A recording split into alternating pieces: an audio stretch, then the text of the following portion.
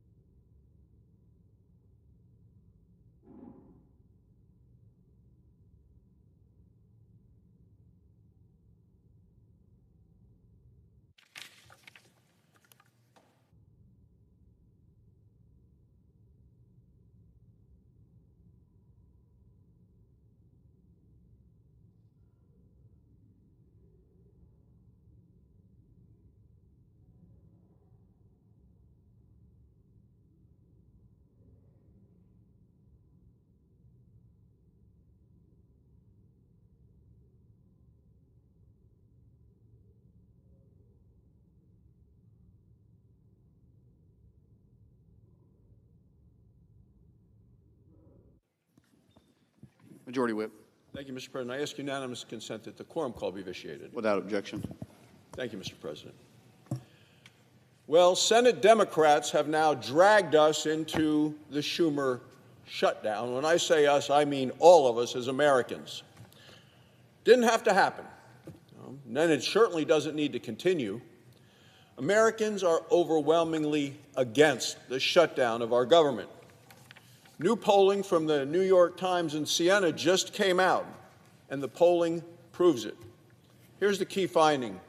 2 out of 3 Americans believe that Democrats should not shut down the government, even if they don't get their $1 trillion ransom fee paid, which, of course, they won't. Only 47% of the Democrats support a shutdown. That's not even a majority of Democrats. Senate Democrats are on the wrong side of Republicans, they're on the wrong side of independents, and they're on the wrong side of their own party. There is only one good option to reopen the government, and that option is a bipartisan, clean, continuing resolution that we will vote on this morning. The House already passed it with bipartisan support. President Trump is ready to sign it.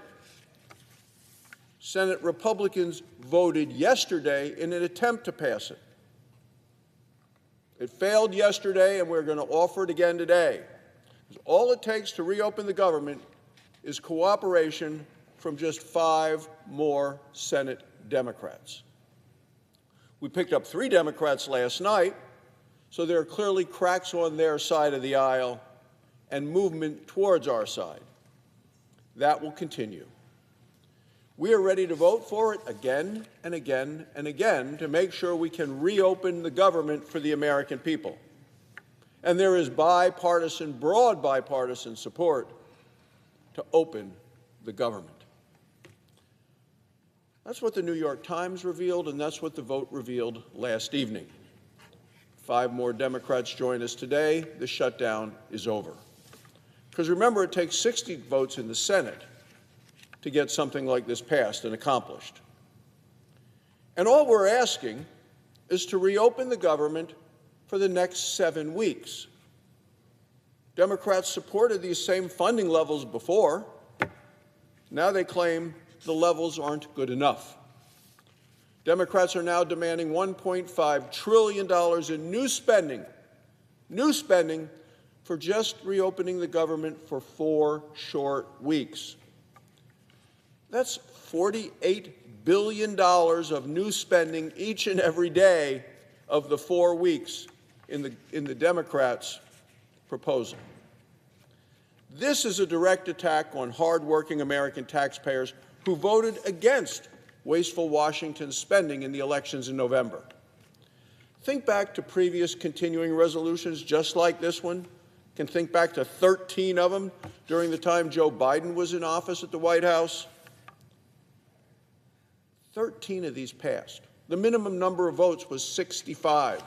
We voted to keep the government open, bipartisan. When Joe Biden and Barack Obama were president, Democrats said shutdowns were dangerous, destructive, and desperate. That's the word of the Democrats. Dangerous, destructive, desperate. Listen to those words. Listen to what Chuck Schumer said. He said, passing a clean CR would avert a harmful and unnecessary government shutdown. He also said if a government shuts down, it'll be average Americans who suffer the most. But yesterday, he stood here in the well and then voted to shut down the government. Senator Patty Murray of Washington is the top Democrat on the Senate Appropriations Committee. She has said a shutdown solves nothing. She went on to say, and it hurts everyone. Yesterday, she voted to shut down the government. Senator Elizabeth Warren of Massachusetts said that a shutdown, quote, is the last resort for those who can't otherwise win their fights through elections and can't win their fights in Congress. Well, yesterday, she voted to shut down the government. Senator Chris Murphy of Connecticut said, quote, there is a time and a place to debate health care, but not when the funding of the federal government and all the lives that are impacted by it hang in the balance. Well, yesterday, he voted to shut down the government. Senator Amy Klobuchar of Minnesota is a member of the Senate Democrat leadership. She said, shutdowns are not good for the economy. Yesterday, she voted to shut down the government. Senator Brian Schatz of Hawaii said, I've seen the same thing over and over again. He said, shutdowns don't work, no one wins, but Americans have a lot to lose. Yesterday, he voted to shut down the government. Those were Senate Democrat words when there was a Democrat in the White House. Yet last night, when it mattered, Democrats ignored their own warnings. Either their memories are short or their principles are situational. The costs they describe are now a reality. Border Patrol agents are showing up to work. They're not getting paid. The Border Patrol Union warns that shutdowns threaten their capacity to maintain the most secure border in our nation's history. Veterans' health care is going to be impacted. Low-income families will lose vital benefits to help buy groceries. Republicans are committed to reopening the government with a clean, continuing resolution. That'll allow us to finish the appropriations process the right way. Mr. President, when he was majority leader, Senator Schumer broke that process, the appropriations process. Last year, the Senate Appropriations Committee passed, the committee, not Chuck Schumer, but that committee passed 11 of 12 appropriations bills, many of them unanimous, always bipartisan. And what happened?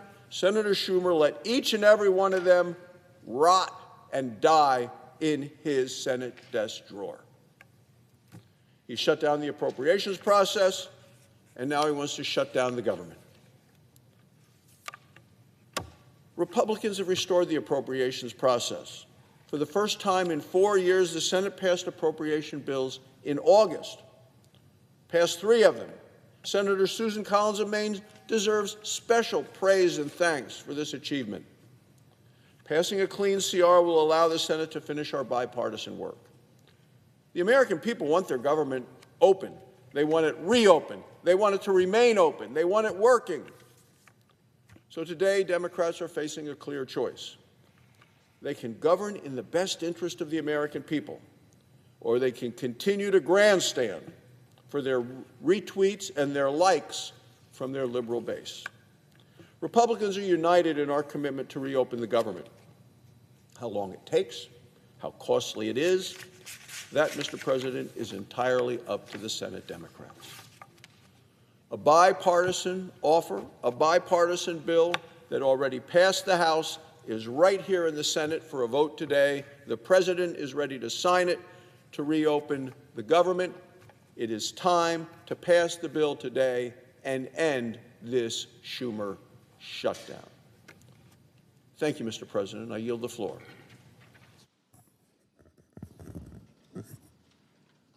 Mr. President, I ask unanimous consent to waive the mandatory quorum calls with respect to calendar number 167, S2882, calendar 168, H.R. 5371. Without objection. I yield the floor.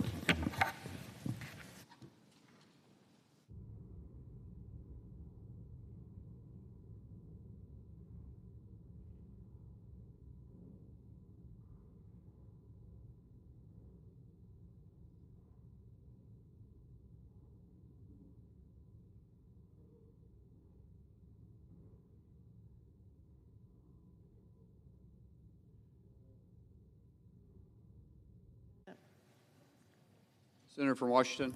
Thank you, Mr. President. Well, it's not even one day after Republicans chose to shut down the government instead of making any sort of progress on stopping health care premiums from skyrocketing. And it is already painfully clear that Republican leadership is not taking any of this seriously. Republican leadership doesn't care if millions of Americans lose their health insurance.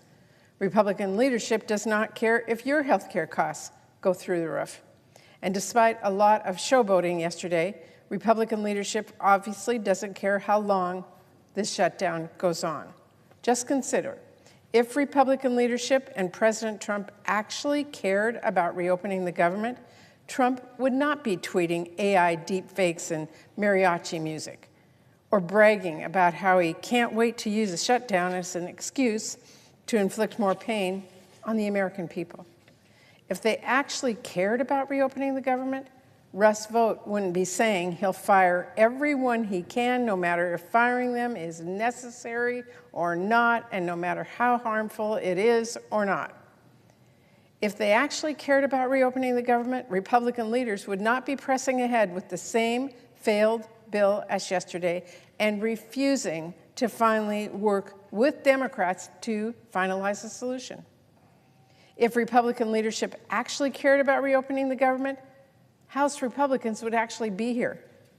Let me say that again. House Republicans are not even here. Are we supposed to believe they are taking this seriously? I guess not.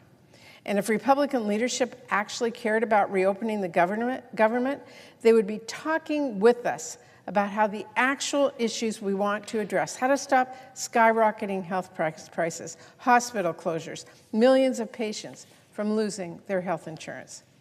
Instead, they are screaming illegal immigration and telling bold-faced lies about Democrats' proposal to try and talk about anything but health care. That really gives away the game Republican leaders are playing with the American people, doesn't it?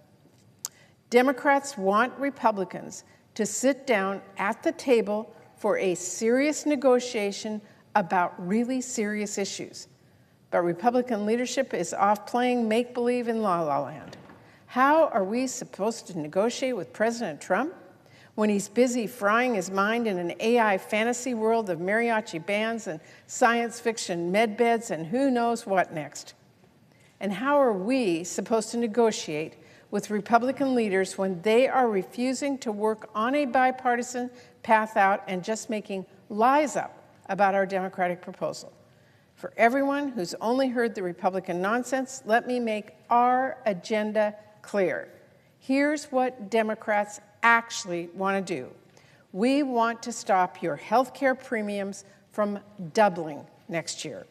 We want to stop millions of people from getting priced out of their insurance and getting sick or going without care. We want to stop hospitals from closing. I wonder why Republicans have such a hard time being honest about that. Well, maybe because they caused this healthcare crisis in the first place. And let's be crystal clear, it is not honest for Republicans to try and just say, oh, well, we can just talk about healthcare later. We pinky promise. Rate hikes are being finalized right now. Notices with massive price increases will land in our families' mailboxes this month. Open enrollment starts in a matter of a few weeks. That means families are going to start seeing their premiums double. People are going to get priced out of coverage, that is, unless we act now. There is no waiting, we have been waiting. There is no later, that is too late. Our Republicans say they will not talk about solutions until the damage is done. Are they saying they want to lock in the high health care rates first? You know, the best time to put out a fire is before it burns down the house. Surely Republicans don't need me to tell them that. But if Republicans insist on asking why we can't address health care later, I've got a few questions for them. First off, why the heck couldn't we talk about health care sooner? Huh? Where in the world have you been? You moved heaven and earth to pass new tax breaks for billionaires by cutting over $1 trillion from Americans' health care.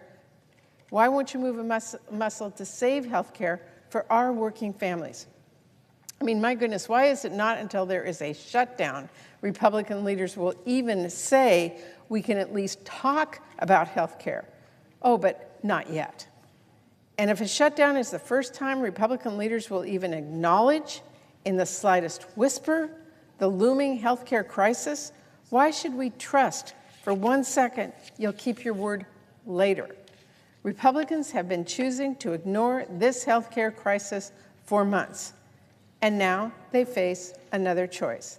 How much longer are they going to insist on this partisan path? How much longer are they going to stick their heads in the sand? Because I will warn them, the American people cannot wait. One family in my state of Washington is about to see their premiums jump from $283 a month to as high as $1,800 a month if Republicans insist on inaction. And I know they're not the only ones. To my Republican colleagues who don't think this is a crisis, to anyone who thinks health care can wait, go out and talk to people. Talk to insurance companies in your states or doctors or hospitals or patients, and then come to the table and talk with us. We are here. We are ready to work on real solutions to address this healthcare crisis and reopen the government. I've been at the table the whole time. I am here. I am ready. I am willing to work out a real solution to get this done. Thank you, Mr. President. I yield the floor.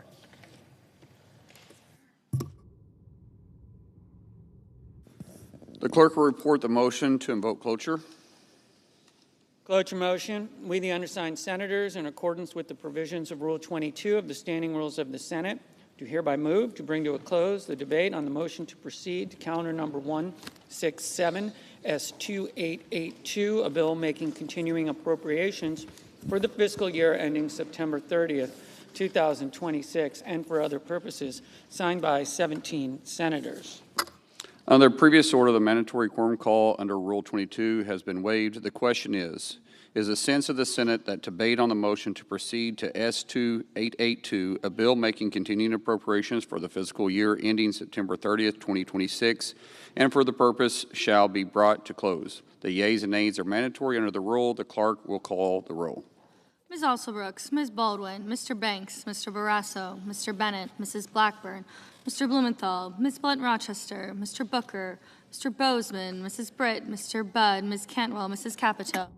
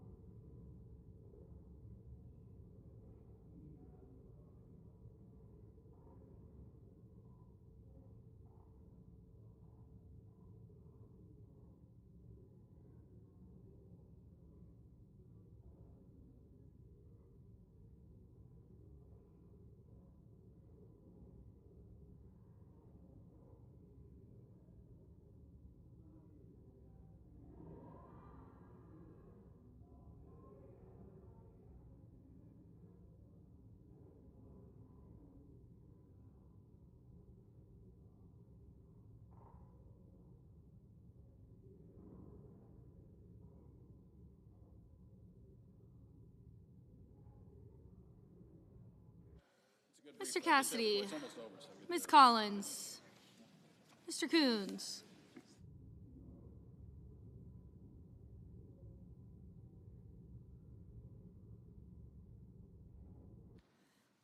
Mr. Cornyn, Ms. Cortez Masto, Mr. Cotton, Mr. Kramer, Mr. Crapo, Mr. Cruz, Mr. Curtis, Mr. Daines, Ms. Duckworth, Mr. Durbin, Ms. Ernst, Mr. Fetterman, Mrs. Fisher, Mr. Gallego, Mrs. Gillibrand, Mr. Graham, Mr. Grassley, Mr. Haggerty, Ms. Hassan, Mr. Hawley, Mr. Heinrich, Mr. Hickenlooper, Ms. Hirono, Mr. Hoven, Mr. Husted, Mrs. Hyde-Smith, Mr. Johnson, Mr. Justice.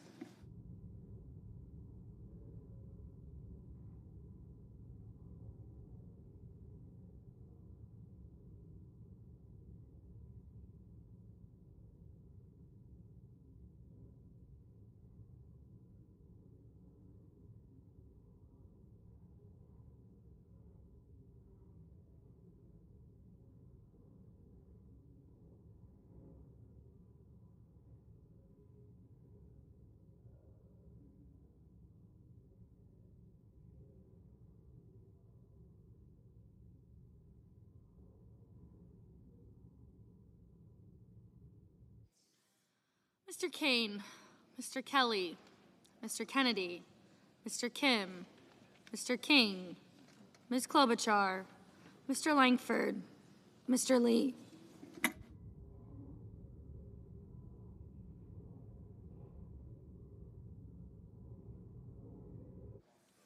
Mr. Lujan, Ms. Lummis.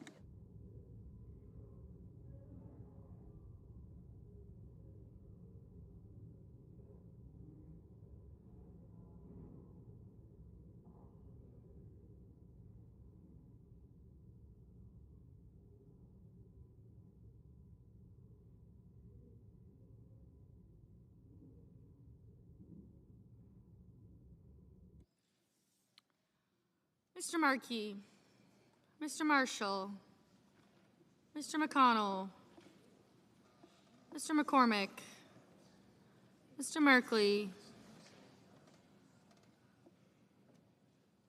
Mrs. Moody, Mr. Moran, Mr. Marino, Mr. Mullen, Ms. Murkowski, Mr. Murphy, Mrs. Murray, Mr. Ossoff, Mr. Padilla, Mr. Paul, Mr. Peters, Mr. Reed, Mr. Ricketts, Mr. Risch, Ms. Rosen, Mr. Rounds, Mr. Sanders, Mr. Schatz, Mr. Schiff, Mr. Schmidt, Mr. Schumer, Mr. Scott of Florida, Mr. Scott of South Carolina.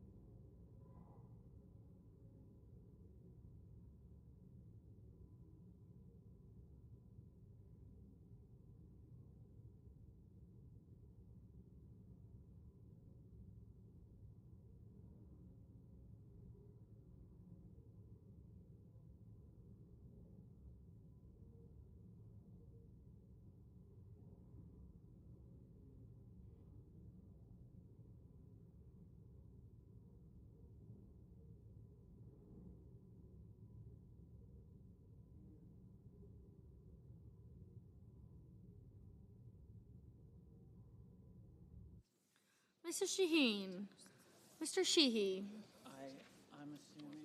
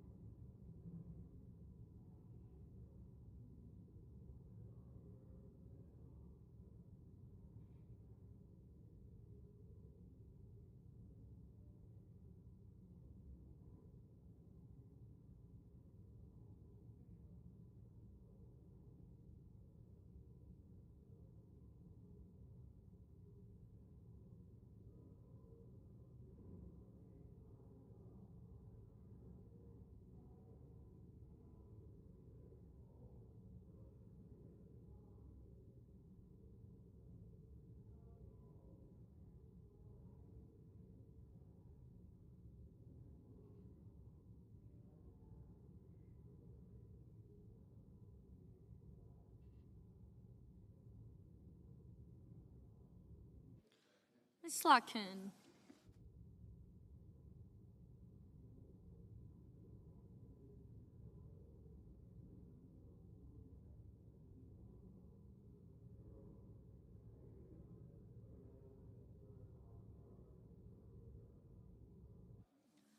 Ms. Smith.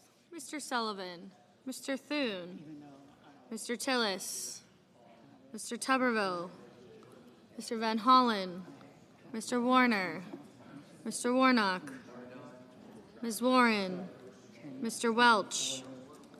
Mr. Whitehouse. Mr. Wicker. Mr. Wyden. Mr. Young.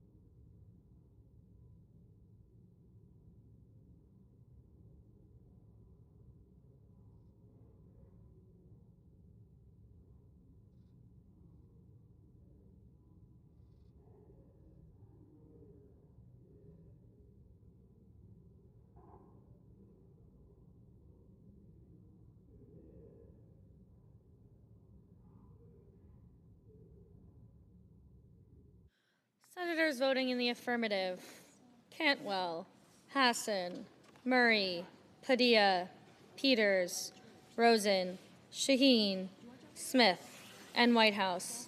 Senators voting in the negative: Barrasso, Bozeman, Capito, Cornyn, Cotton, Fisher, Graham, Haggerty, Heidsmith, Kennedy, Lemus, Marino, Mullen, Murkowski, Paul, Scott of Florida, Sheehy, and Tuberville. Mr. Schmidt, no.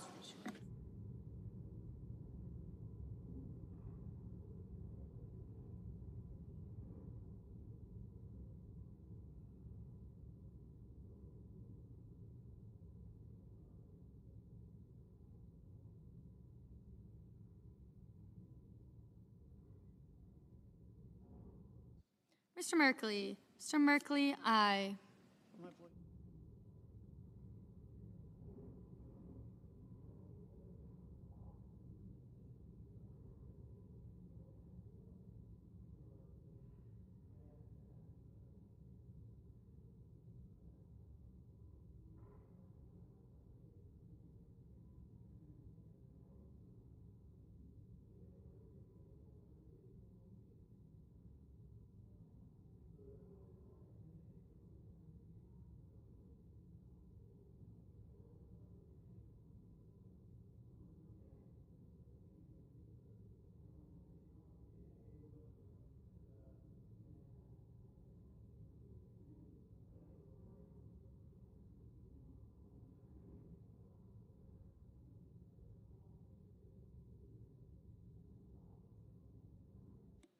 Mr. Sanders, aye.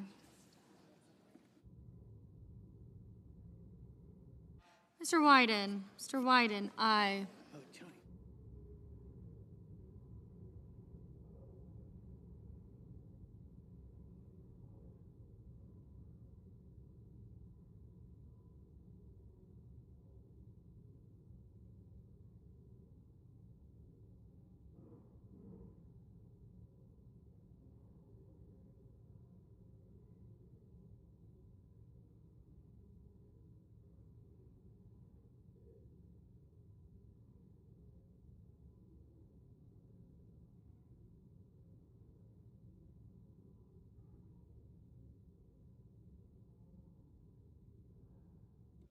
Mr. Langford. Mr. Langford, no. Mr. Durbin. Mr. Durbin, aye.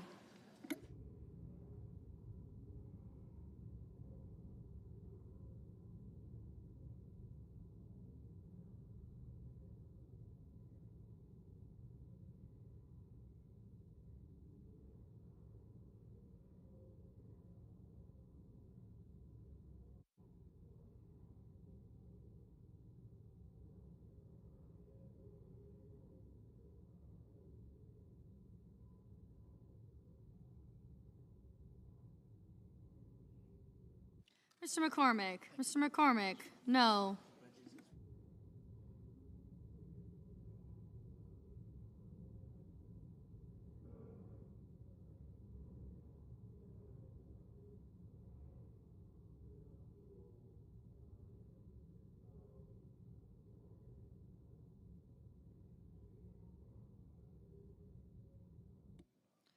Mr. Husted. Mr. Husted, no.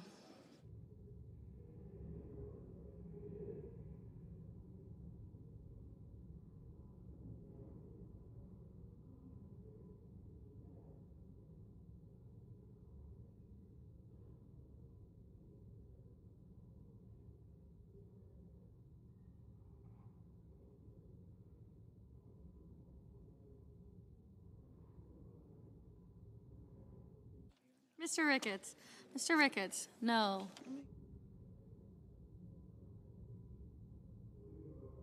Mr. Curtis. Mr. Curtis, no.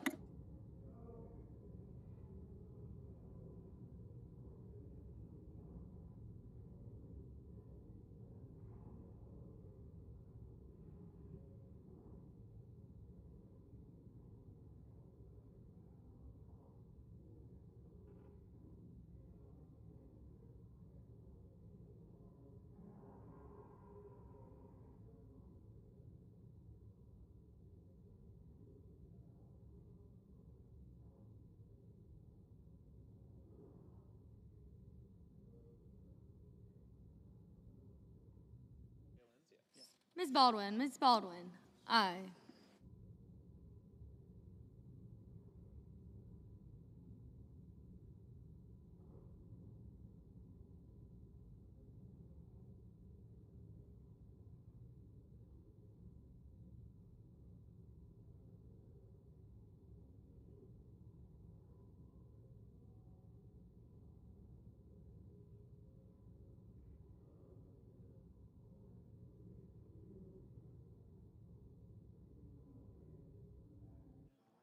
Mr. Tillis. Mr. Tillis, no.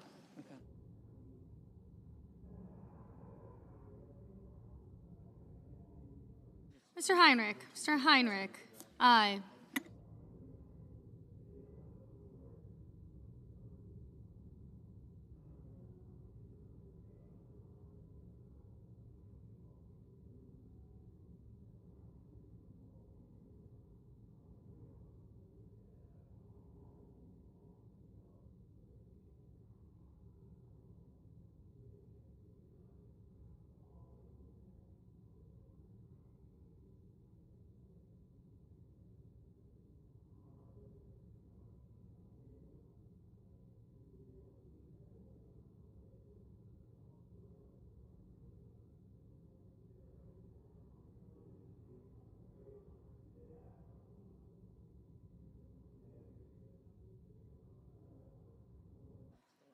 Mr. Risch. Mr. Risch, no.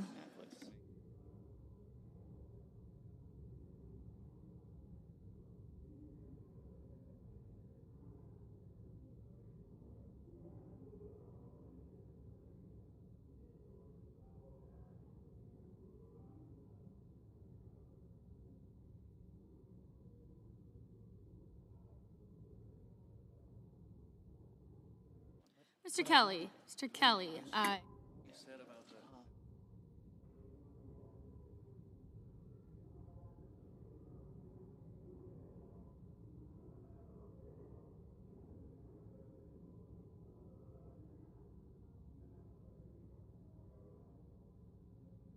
Mr. Warnock. Mr. Warnock, aye. Ms. Warren. Ms. Warren, aye.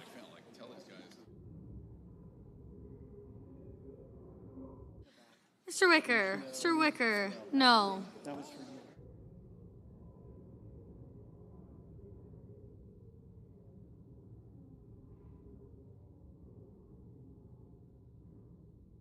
Ms. Collins. Ms. Collins, no. Ms. Blunt Rochester. Ms. Blunt Rochester, aye.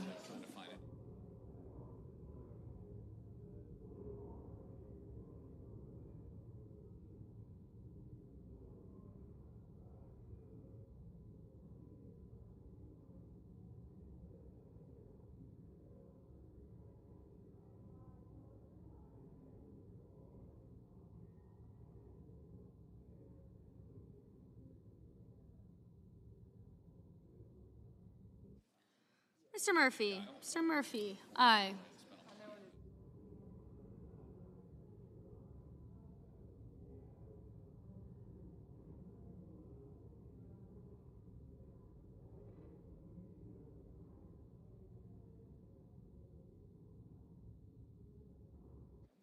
Mr. Reed. Mr. Reed, aye. Mr. Grassley. Mr. Grassley, no.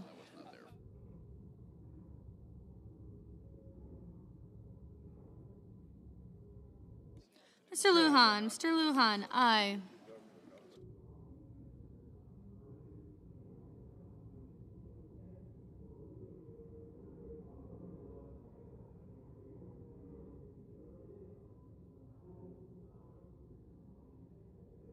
Mr. Gallego. Mr. Gallego, aye. Mr. Hawley. Mr. Hawley, no. Mr. Schiff. Mr. Schiff, aye. Mr. King. Mr. King, aye.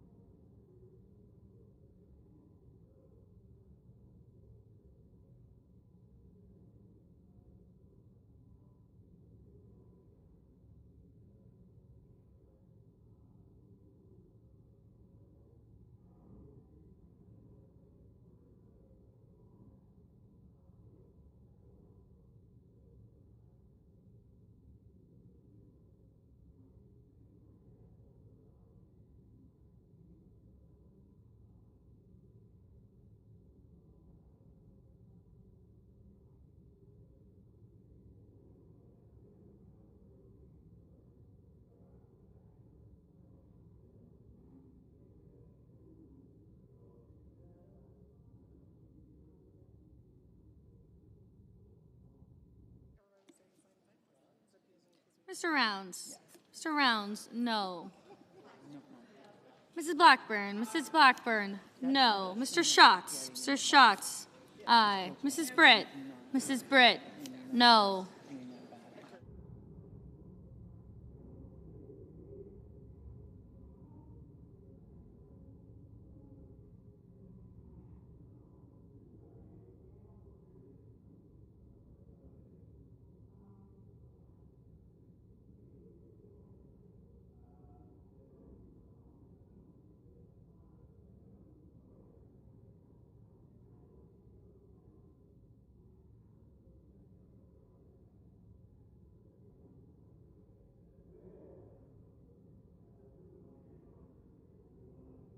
Mr. Kane, aye.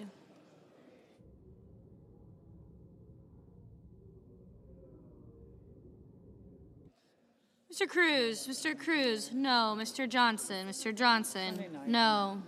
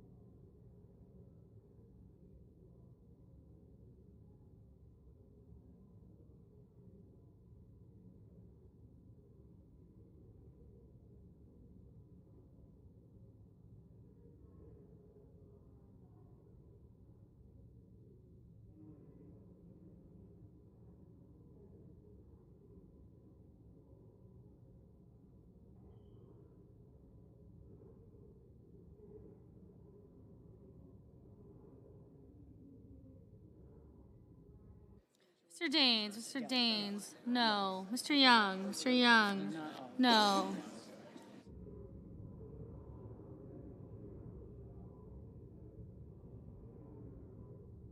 Mr. Banks, no.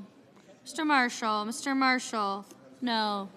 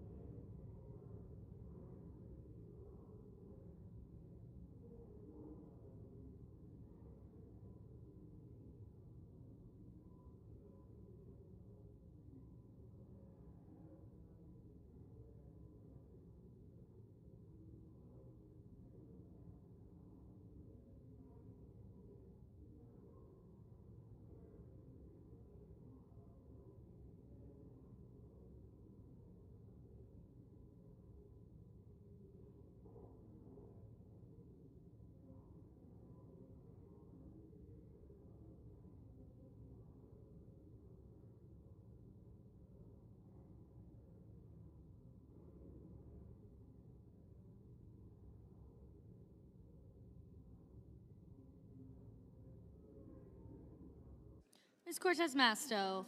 Ms. Cortez Masto, aye. Ms. Hirono, aye.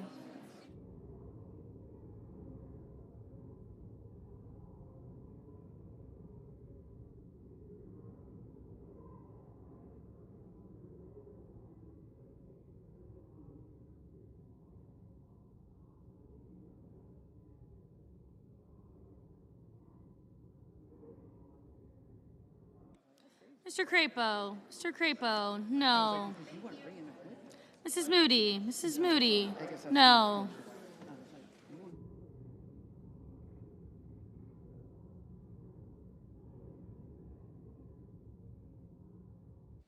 Mr.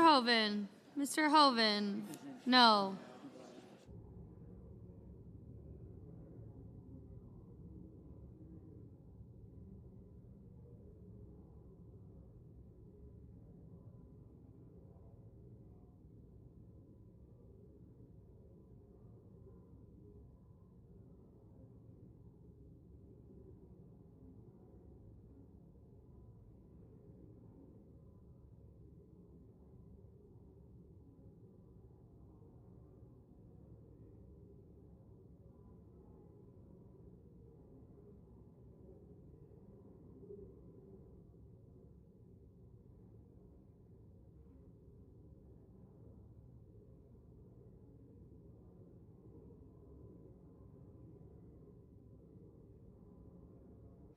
Mr.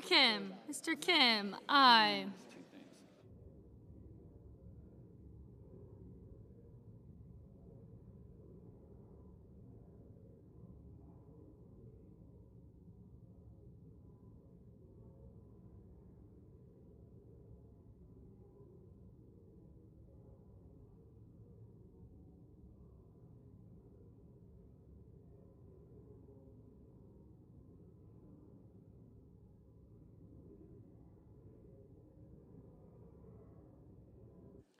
Mr. Warner, aye.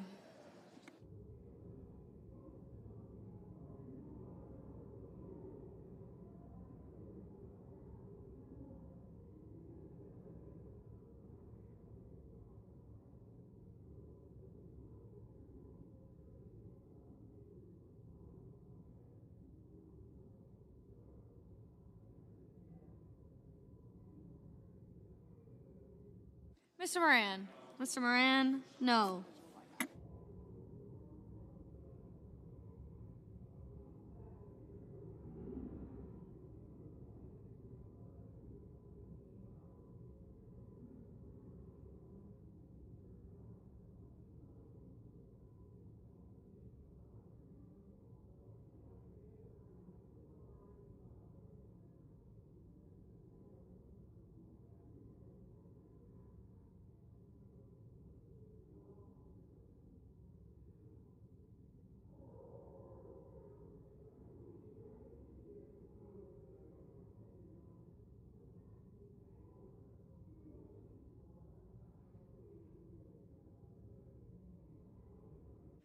Mr. Justice, no.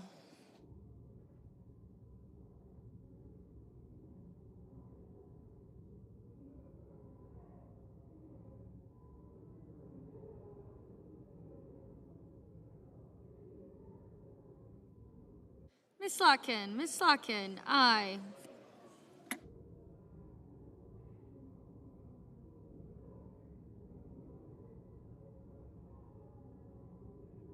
Mr. Lee, no. Mr. Fetterman, aye. Mr. Cassidy, no. Mr. Ossoff, aye. Mr. Hickenlooper, aye. Mr. Budd, no.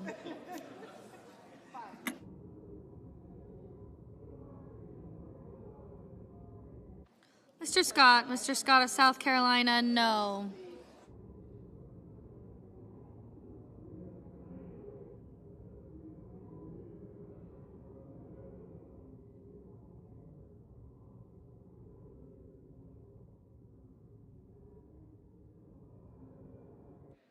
Mr. Van Hollen, aye.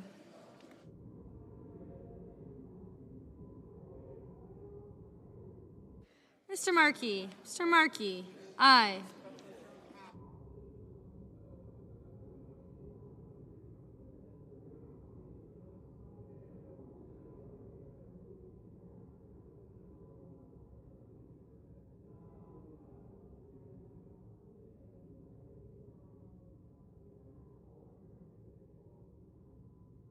Mrs. Gillibrand, aye.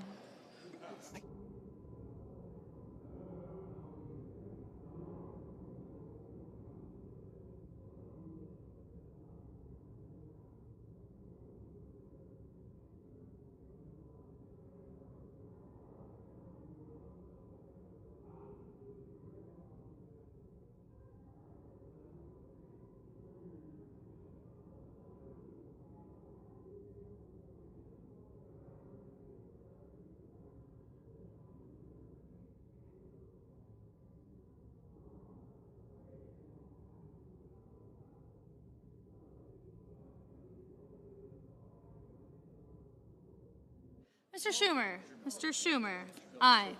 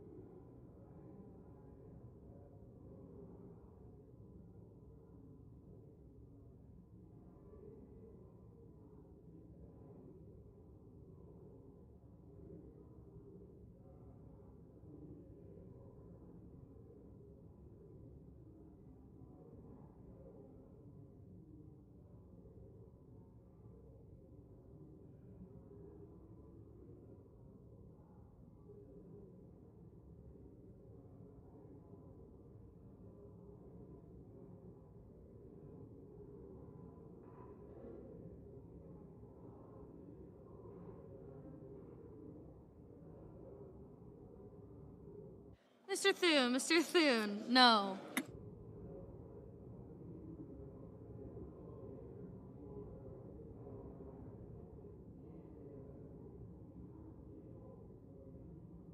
Ms. Alsobrooks, aye. Mr. Blumenthal, aye. Mr. Sullivan, no.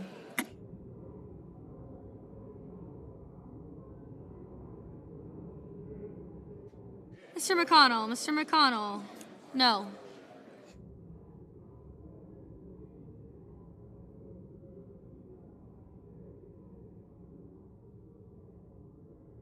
Mr. Booker, aye. Mr. Coons, aye. Ms. Klobuchar, aye.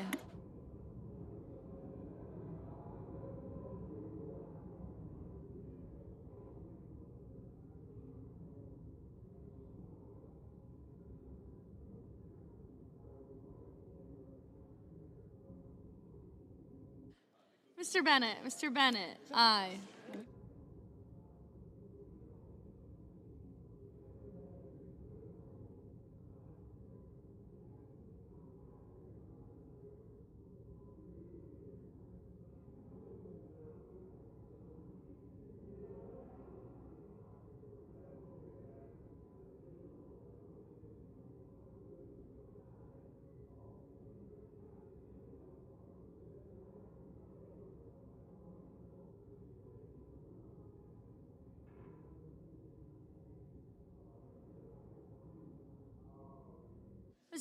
Ms. Duckworth, aye.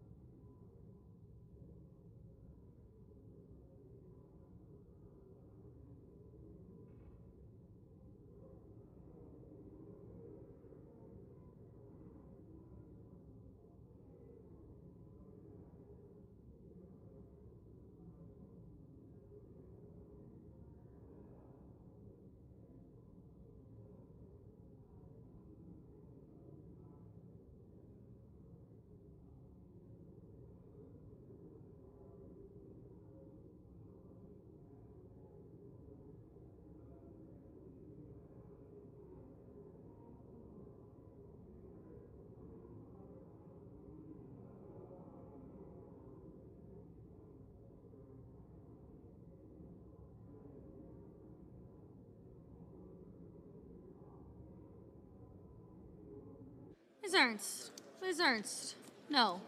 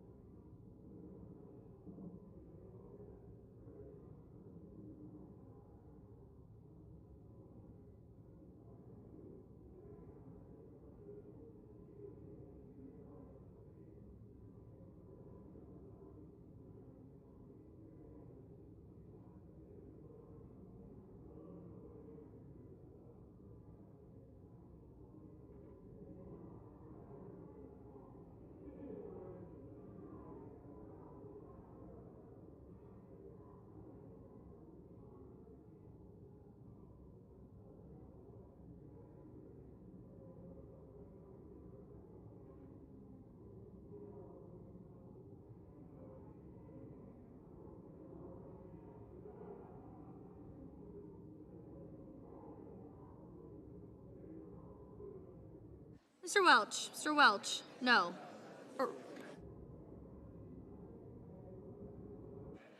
Mr. Welch, aye. Looking out for you. Looking out.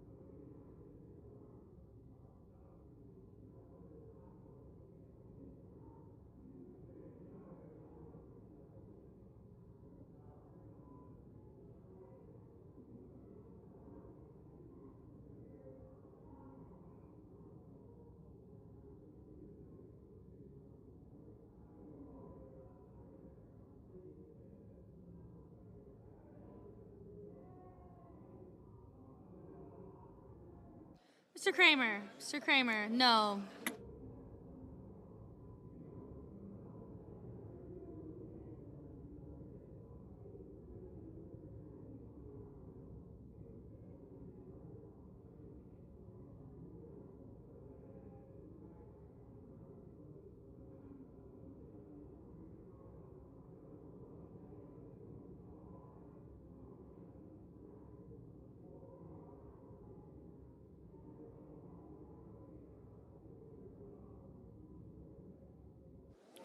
On this vote, the yeas are 47, the nays are 53. 3/5 of the senators duly chosen and sworn not having voted in the affirmative. The motion is not agreed to. Majority Leader. Mr. President, I ask unanimous consent to be in order for the two leaders to enter motions to reconsider without being on the prevailing side with respect to the cloture votes on the motion to proceed to S 2882 and HR 5371. Further, that mandatory quorum calls with respect to the cow nomination and S Res 412 be waived. Is there objection? Without objection. Minority Leader. I enter a motion to reconsider the vote on the motion to invoke cloture on the motion to proceed to S 2882. The motion is entered. Their clerk will report the motion to invoke cloture. Cloture motion. We, the undersigned senators, in accordance with the provisions of Rule 22 of the Standing Rules of the Senate, do hereby move to bring to a close debate on the motion to proceed to calendar number 168, HR 5371, an act making continuing appropriations and extensions for the fiscal year 2026 and for other purposes, signed by 17 senators. Under the previous order, the mandatory quorum call under Rule 22 has been waived. The question is it the sense of the Senate that debate on the motion to proceed to H.R. 5371, an act making continuing appropriations and extensions for fiscal year 2026 and for other purposes, shall be brought to a close. The yeas and nays are mandatory under the rule. The clerk will call the roll. Ms. Alsobrooks, Ms. Baldwin, Mr. Banks, Mr. Barrasso,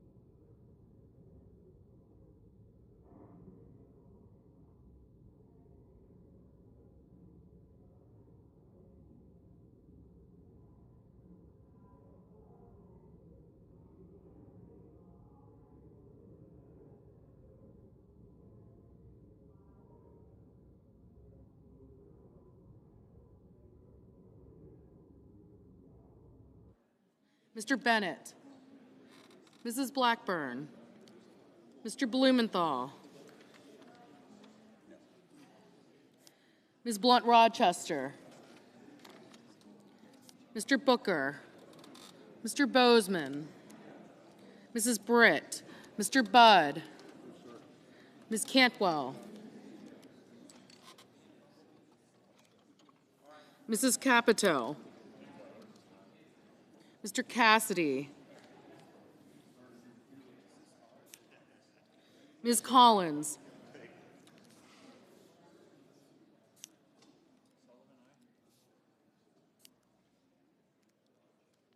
Mr. Coons, Mr. Cornyn, Ms. Cortez Masto, Mr. Cotton,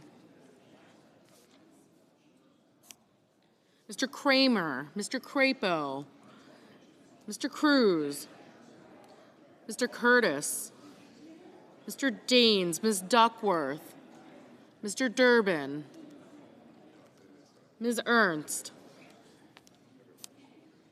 Mr. Fetterman, Mrs. Fisher, Mr. Gallego, Mrs. Gillibrand, Mr. Graham, Mr. Grassley, Mr. Haggerty, Ms. Hassan, Mr. Hawley, Mr. Heinrich, Mr. Hickenlooper, Ms. Hirono, Mr. Hoven,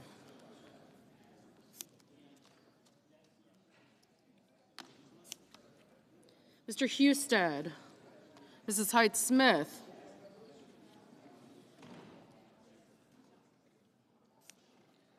Mr. Johnson, Mr. Justice, Mr. Kane, Mr. Kelly, Mr. Kennedy, Mr. Kim, Mr. King, Ms. Klobuchar, Mr. Langford, Mr. Lee, Mr. Lujan, Ms. Lummis, Mr. Markey, Mr. Marshall, Mr. McConnell, Mr. McCormick, Mr. Merkley, Mrs. Moody, Mr. Moran, Mr. Marino,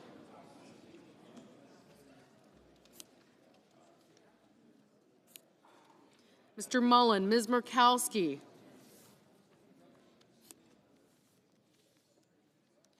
Mr. Murphy, Mrs. Murray, Mr. Ossoff,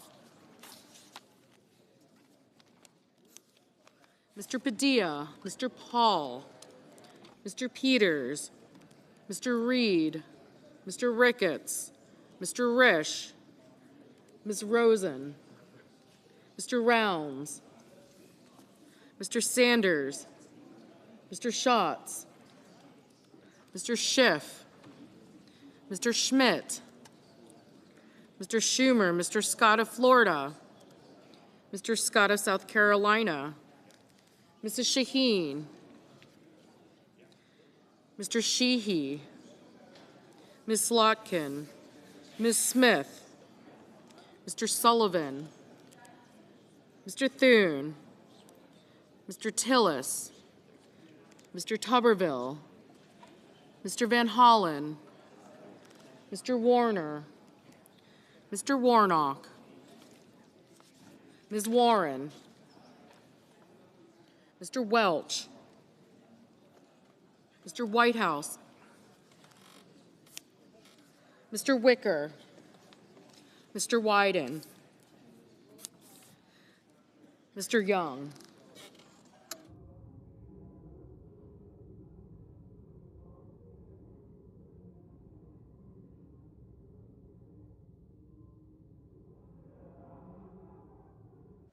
Senators voting in the affirmative: Barrasso, Britt, Budd, Cornyn, Cortez Masto, Cotton, Kramer, Daines, Ernst, Fetterman, Graham, Grassley, Johnson, Justice, Kennedy, King, Langford, Marshall, McConnell, Moody, Marino, Mullen, Scott of South Carolina, and Sullivan.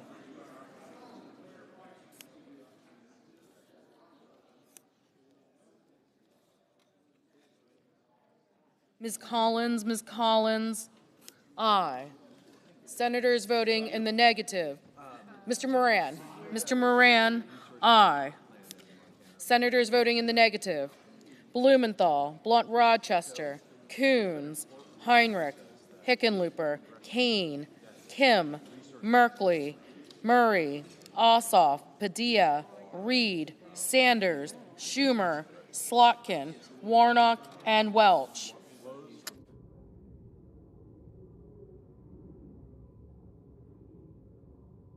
Mr. Hawley, aye. Mrs. Shaheen, no. What that means is that every resource management plan from 1996 when the CRA was forward.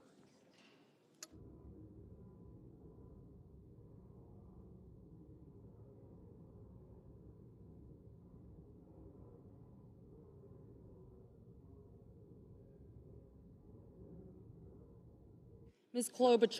Klobuchar, no.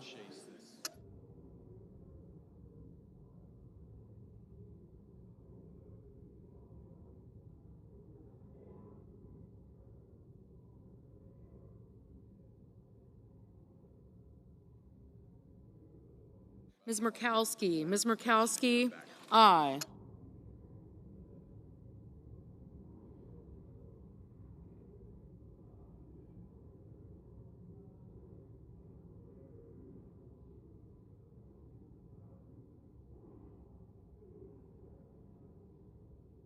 Ms. Also Brooks. Ms. Also Brooks, no. Ms. Duckworth. Ms. Duckworth, no.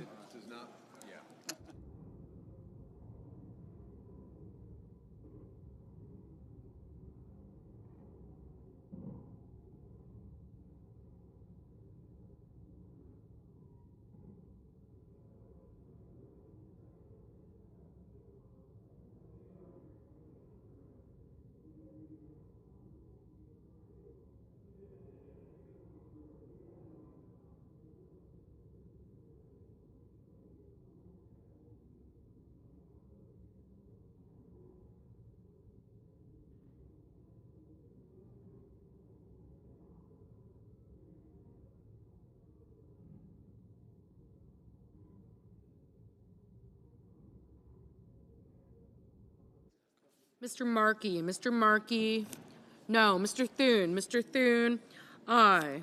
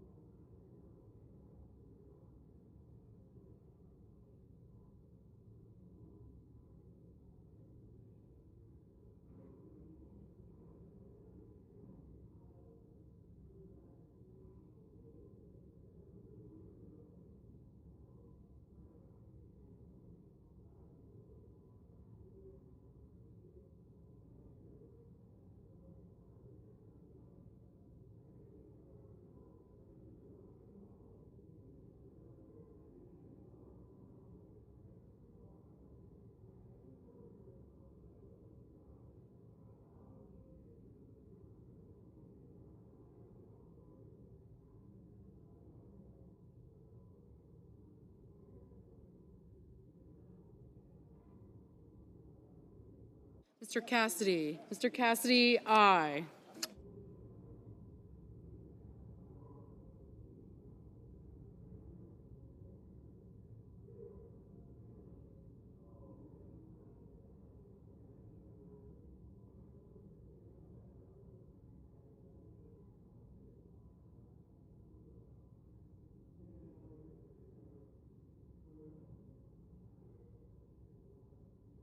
Mr. Durbin. Mr. Durbin, no.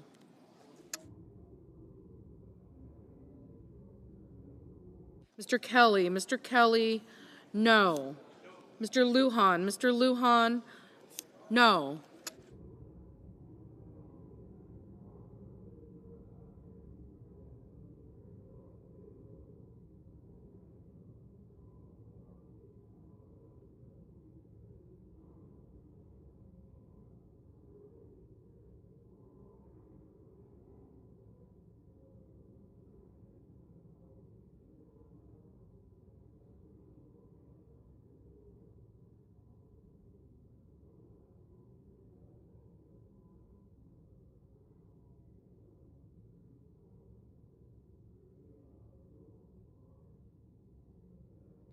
Ms. Hassan. Ms. Hassan, no.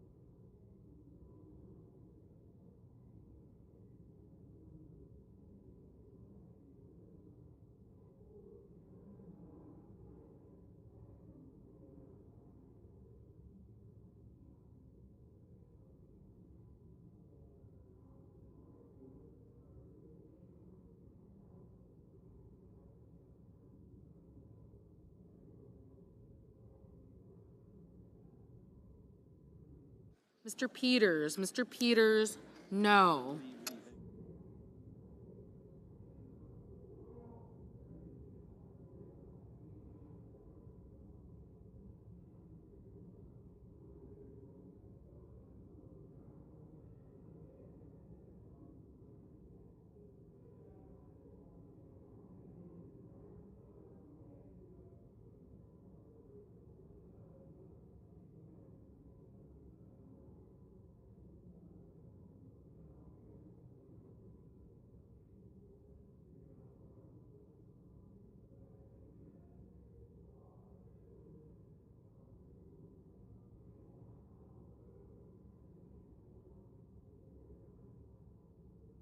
Ms. Cantwell, Ms. Cantwell, no.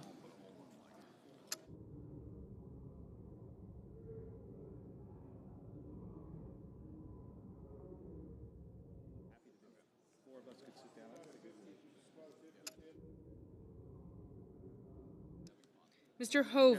Hoven, aye.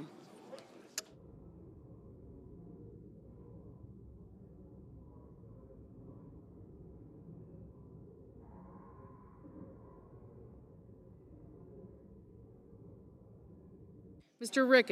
Ricketts, aye.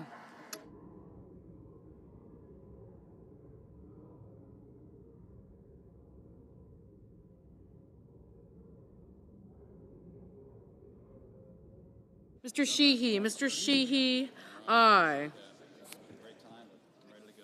Mr. Schiff, no.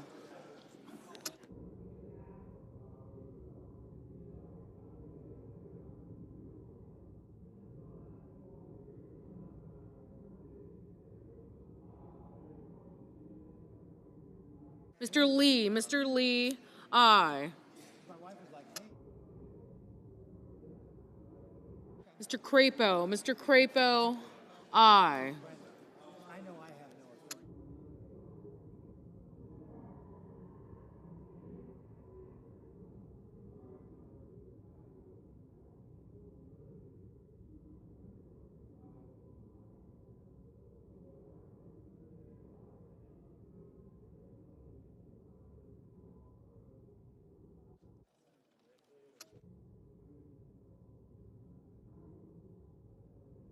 Mr. Bennett, no. Mr. Tuberville, aye. Ms. Warren, no.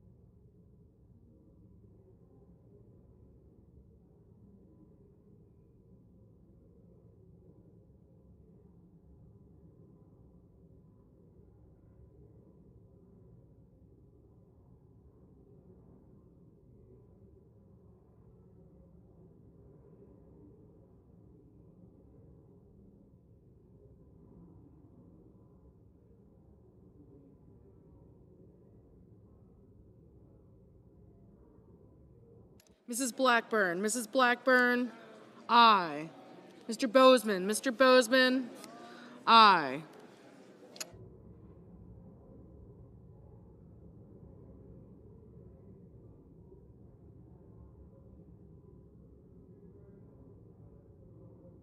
Mr. Rounds, aye.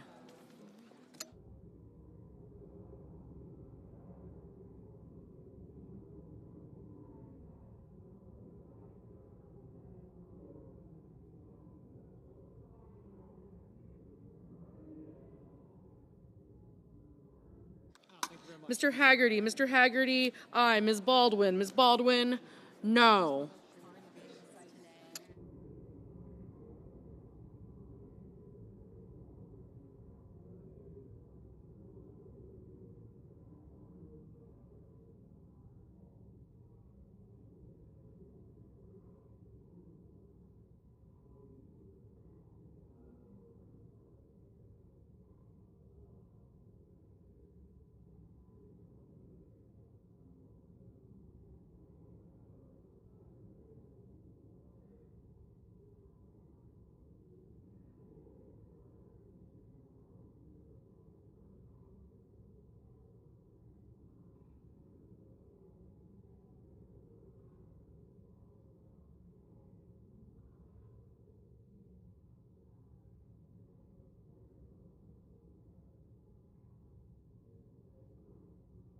Mr.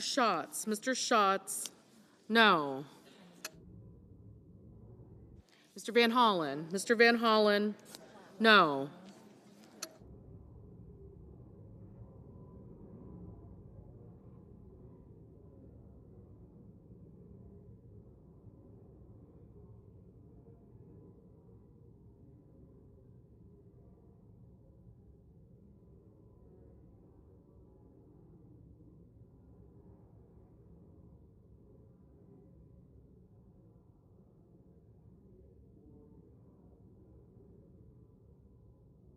Ms. Rosen, no.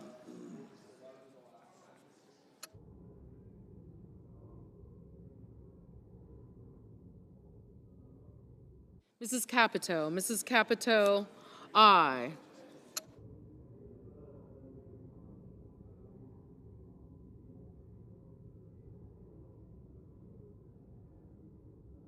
Mr. Husted, aye.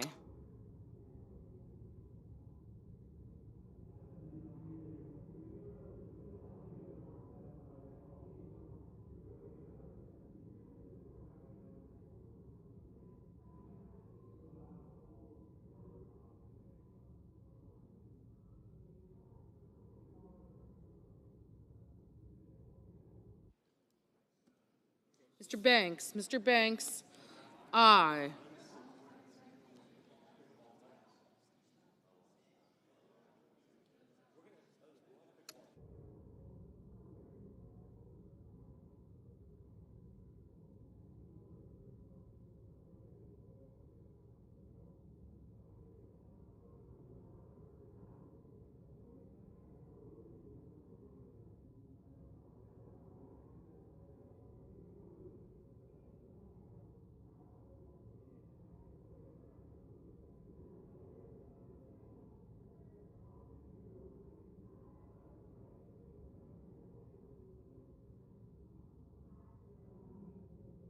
Mr. Wyden, no.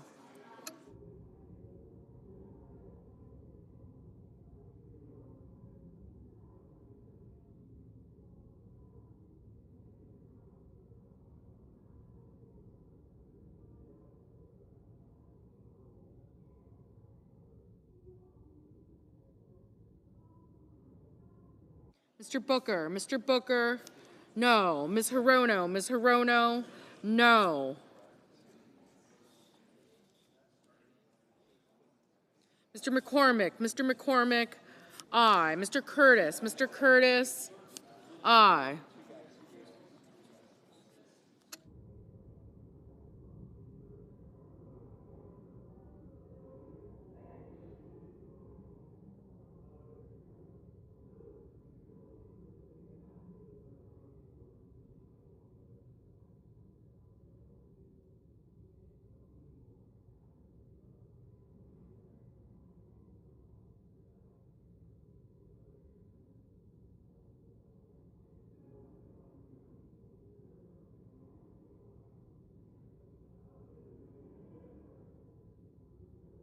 Mr. Murphy, no. Mrs. Gillibrand, no.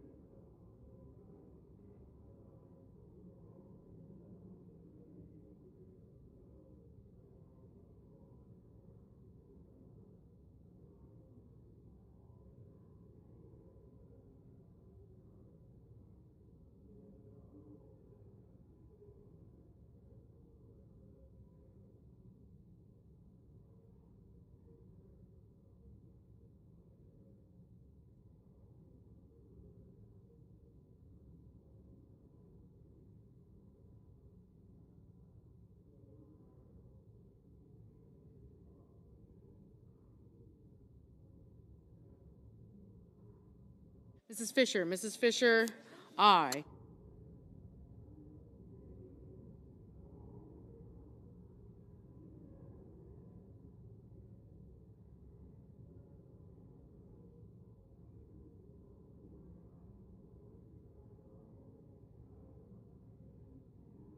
Ms. Smith, no.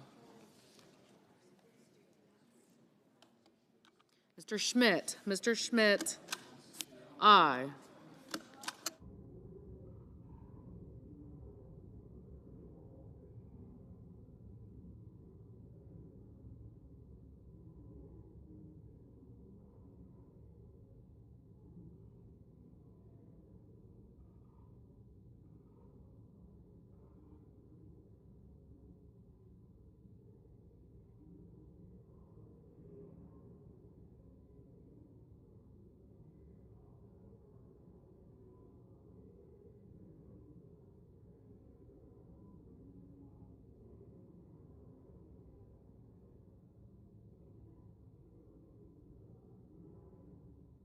Ms. Lummis, aye. Mr. Tillis, aye.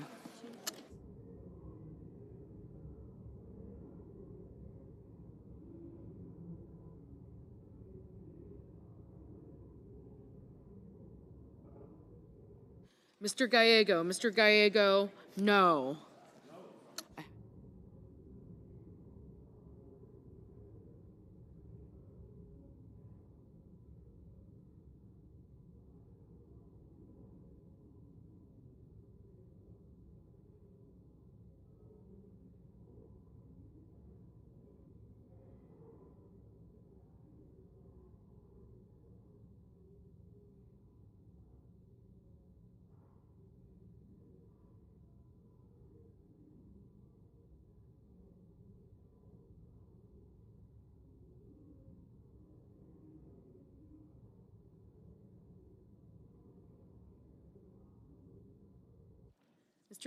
Mr. Scott of Florida, aye.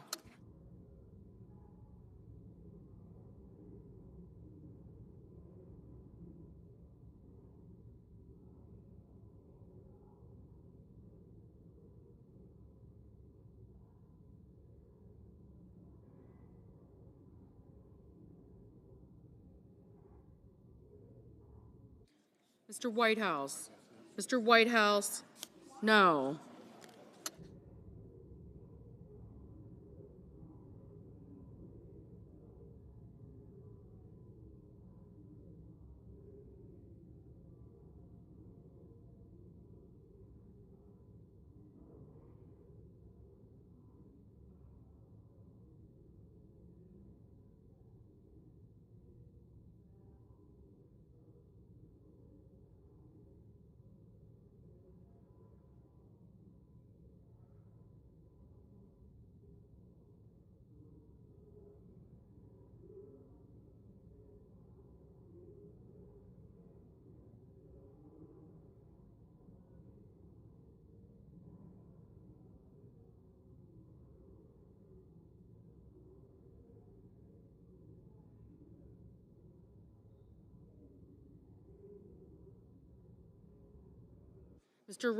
Mr. Risch, aye.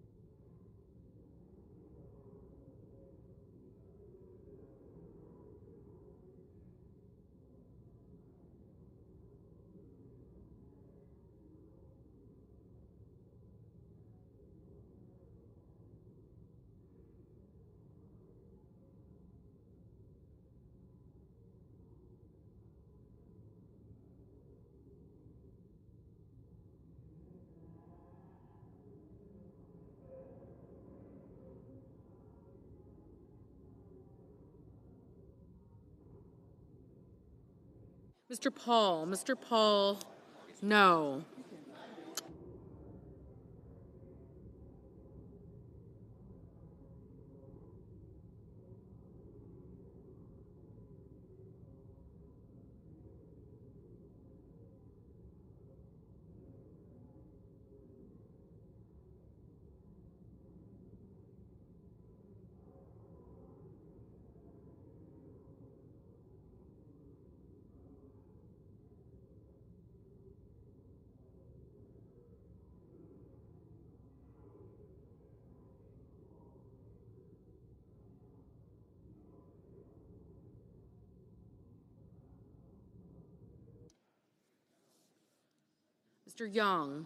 Mr. Young, aye.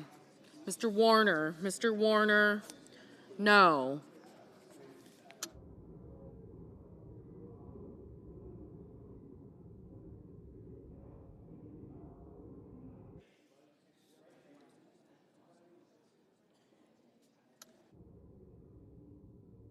Mr.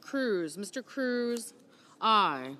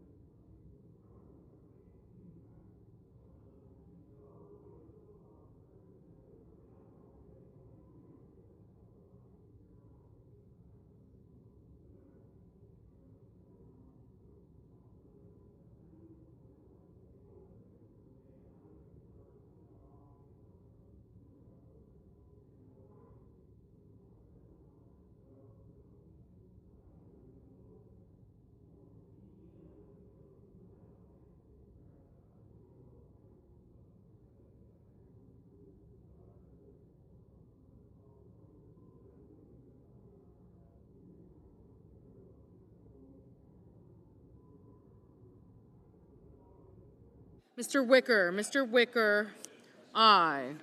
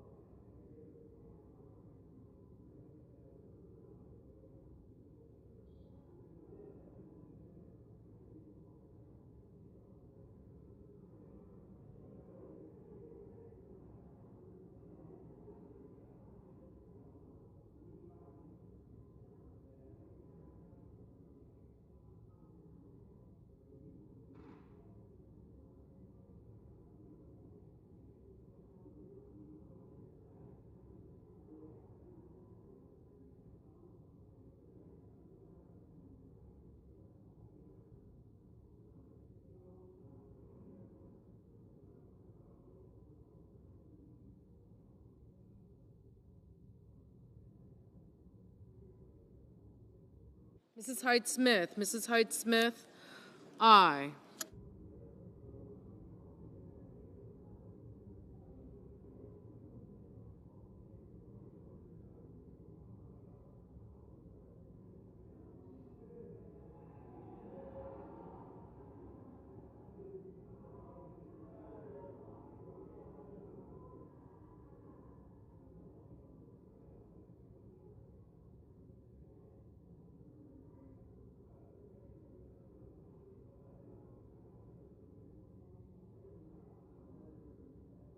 Hello, Lindsay. How are you?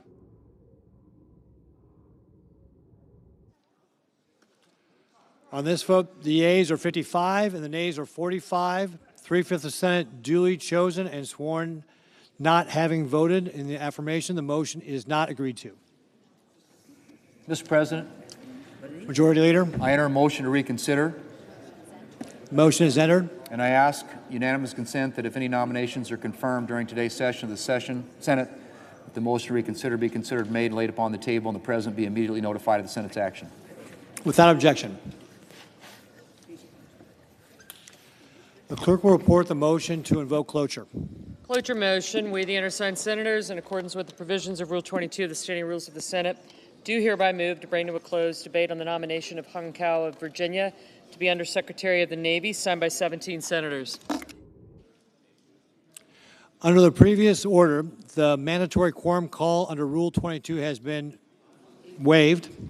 The question is it the sense of the Senate that the debate on the nomination of Hung Kao of Virginia to be Undersecretary of the Navy shall be brought to a close? The yeas and nays are mandatory under the rule. The clerk will call the roll. Ms. Alsobrooks. Ms. Baldwin. Thank you. Thank you.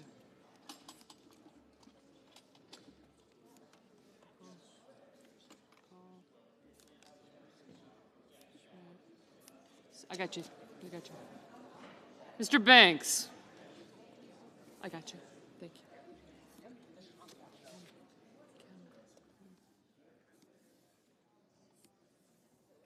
Mr. Barrasso.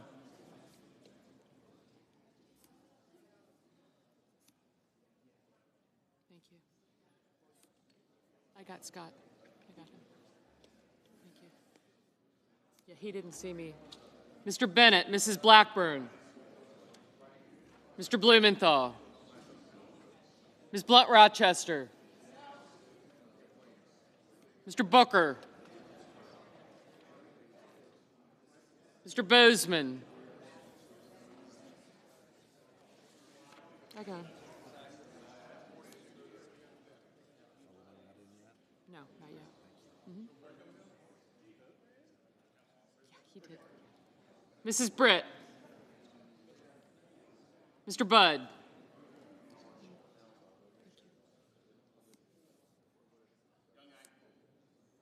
Thank you.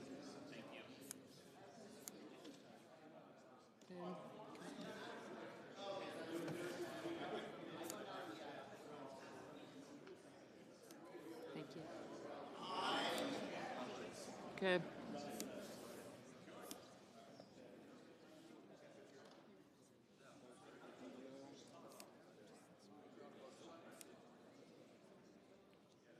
Mr. Budd. Ms. Cantwell. Mrs. Capito. Okay. Thanks. Mr. Cassidy. Thanks. Ms. Collins. Mr. Coons.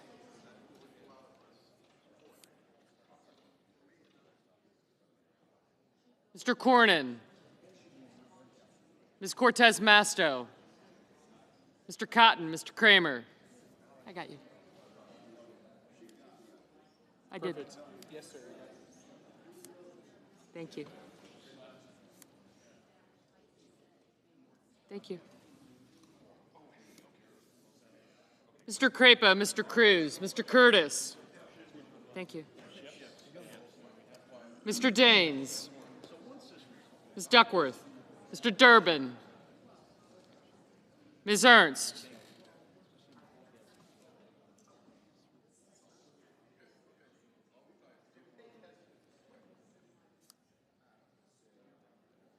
Mr. Fetterman.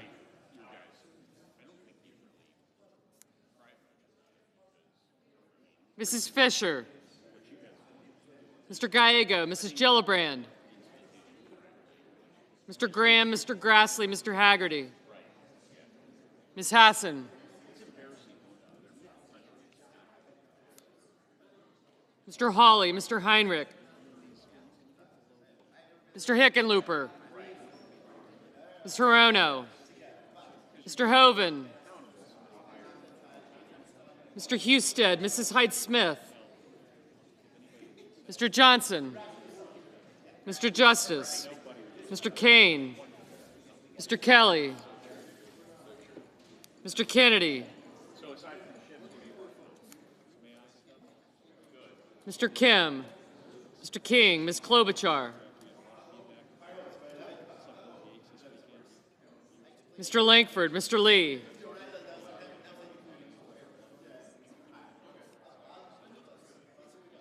Mr. Lujan. Ms. Lemus.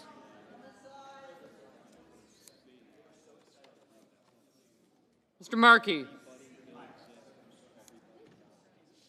Mr. Marshall. Mr. McConnell. Mr. McCormick. Mr. Merkley. Mrs. Moody.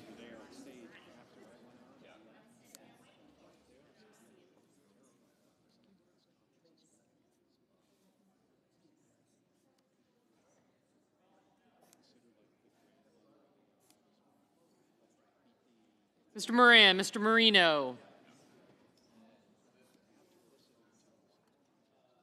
Mr. Mullen. Ms. Murkowski.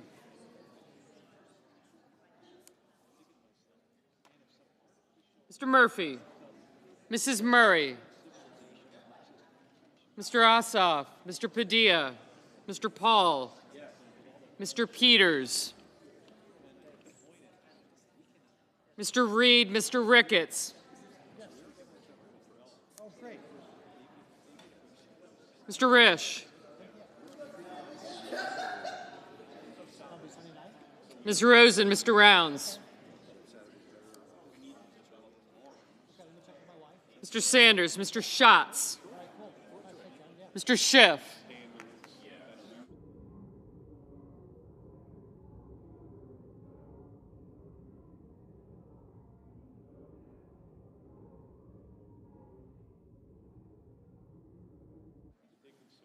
Mr. Schmidt. Mr. Schumer.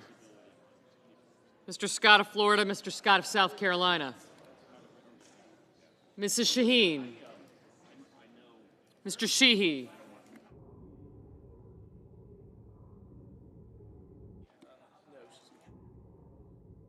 Ms. Slotkin. Ms. Smith. Mr. Sullivan. Mr. Thune, Mr. Tillis, Mr. Tuberville. Mr. Van Hollen. Mr. Warner. Mr. Warnock. Ms. Warren. Mr. Welch. Mr. Whitehouse. Mr. Wicker. Mr. Wyden. Yep. Mr. Young.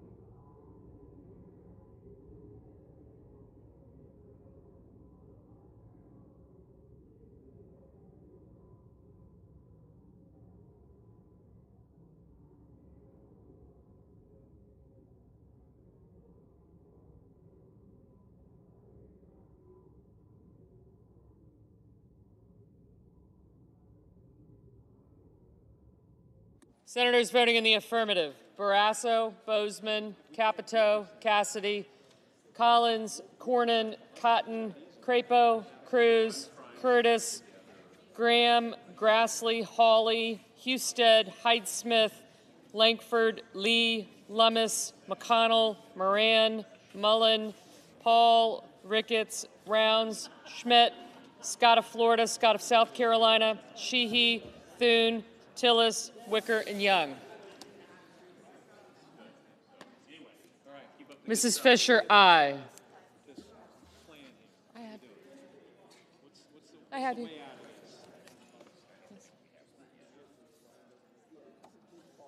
Senators voting in the negative: Baldwin, Bennett, Blumenthal, Blunt Rochester, Cantwell, Duckworth, Durbin, Fetterman, Gallego, Gillibrand, Hassan, Heinrich, Hickenlooper, Hirono, Kane, Kim, King, Lujan, Merkley, Murkowski, Murray, Padilla, Peters, Reed, Rosen, Schiff, Slotkin, Warner, Warnock, Welch, Whitehouse, and Wyden.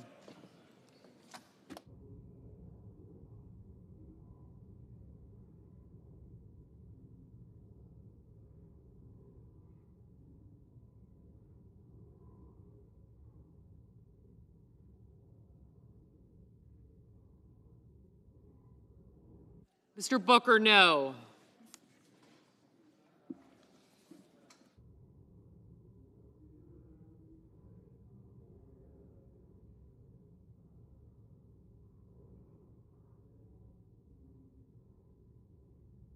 Ms. Smith? No.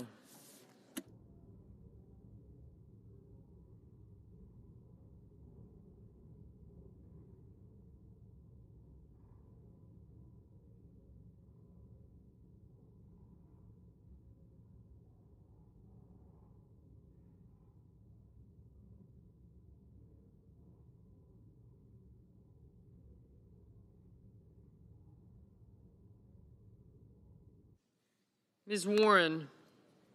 No.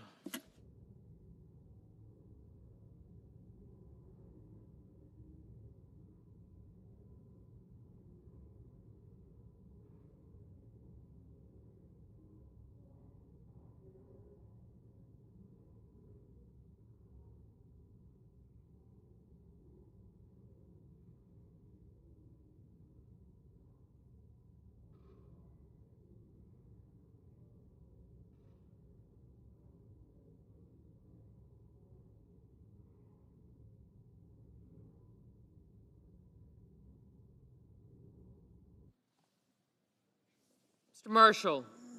Aye.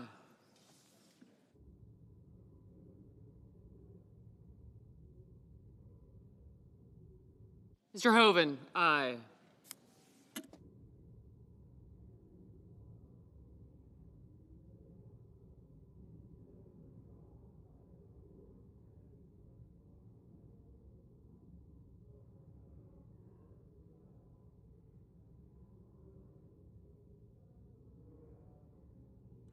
Mr. Sullivan? Aye.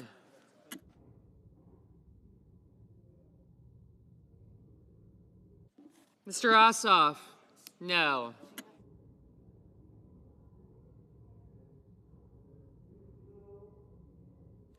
Mr. Banks? Aye. Mr. Schatz? No. Ms. Also Brooks? No.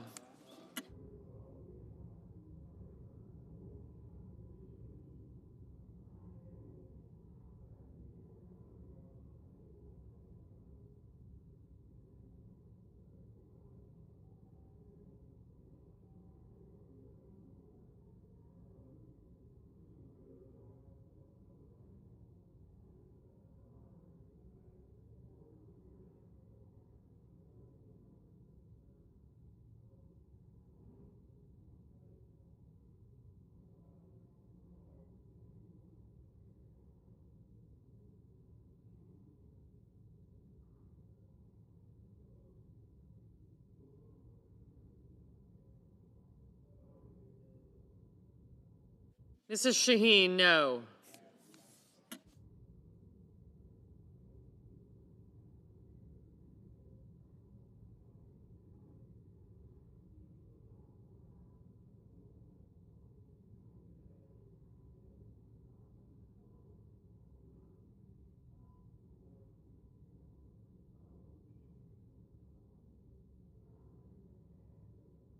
Mr. Kelly? No.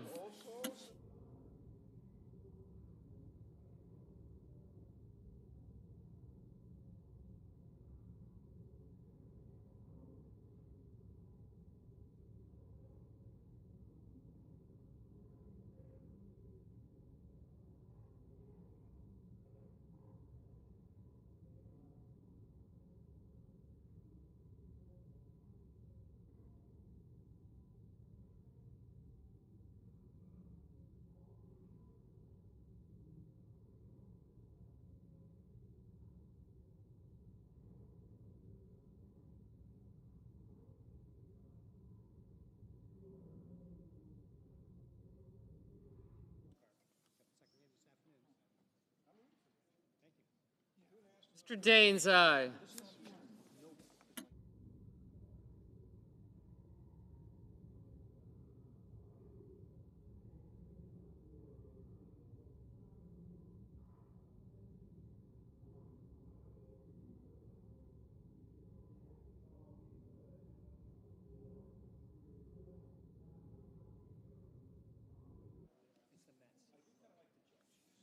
Mr. Markey? No. Holland? No.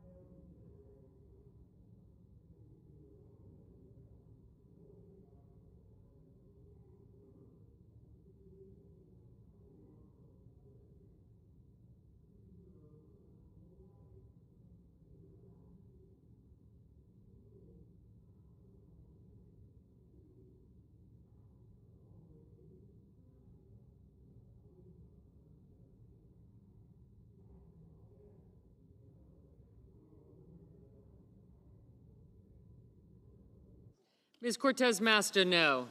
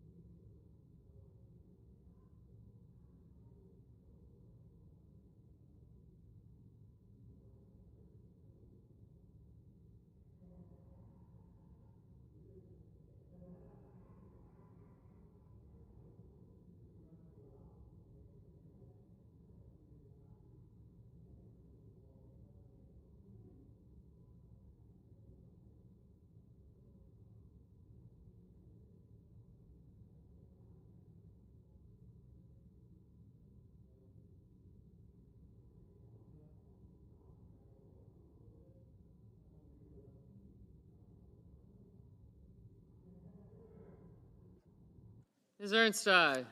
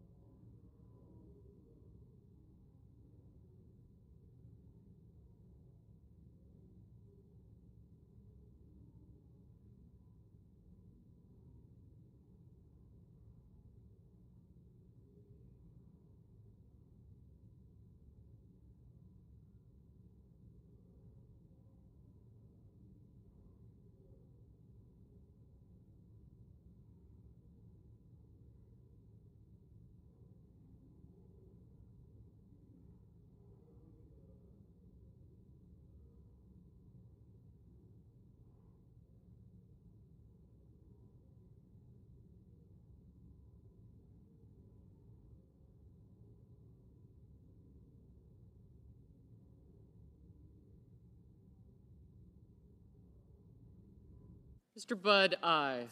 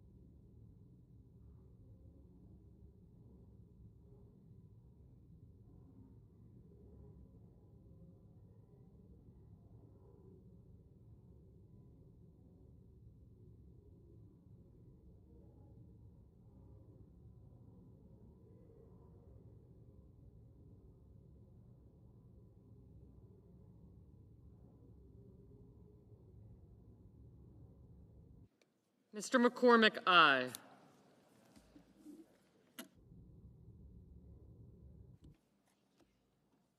Ms. Klobuchar, no.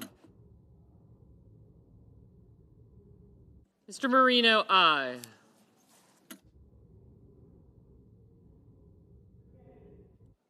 Mr. Kennedy, aye.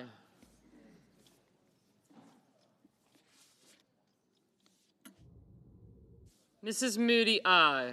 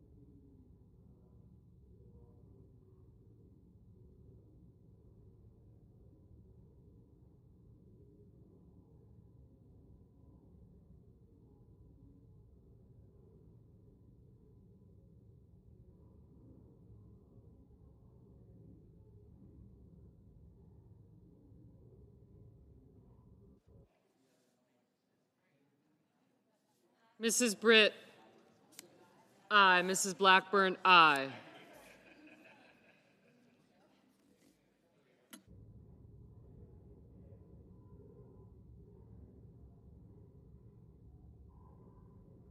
Mr. Johnson, aye.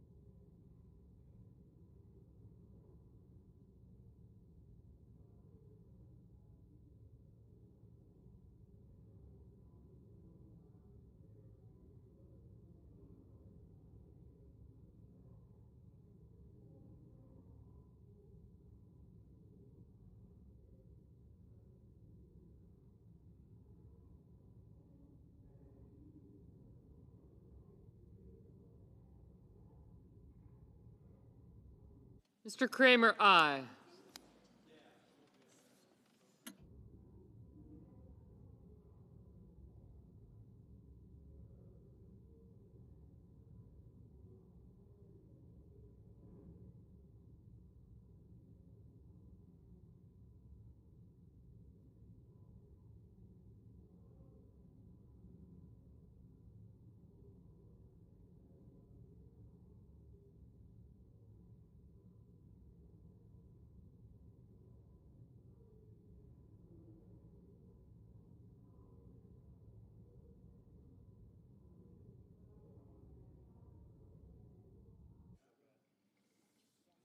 Mr. Schumer, no.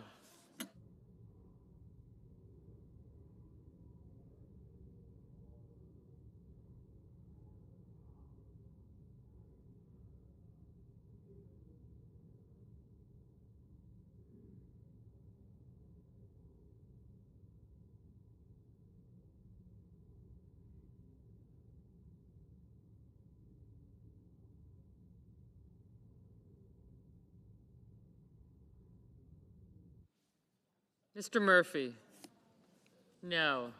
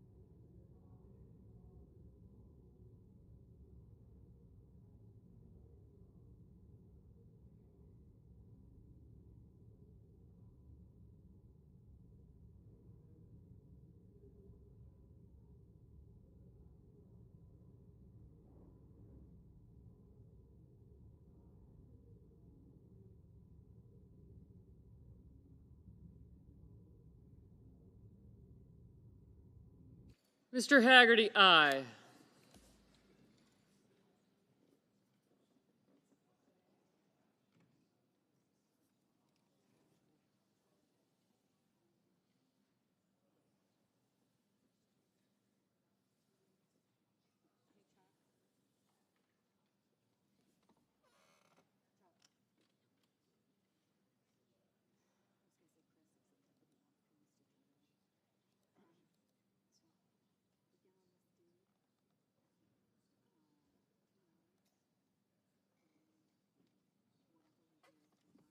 Mr. Coons, no.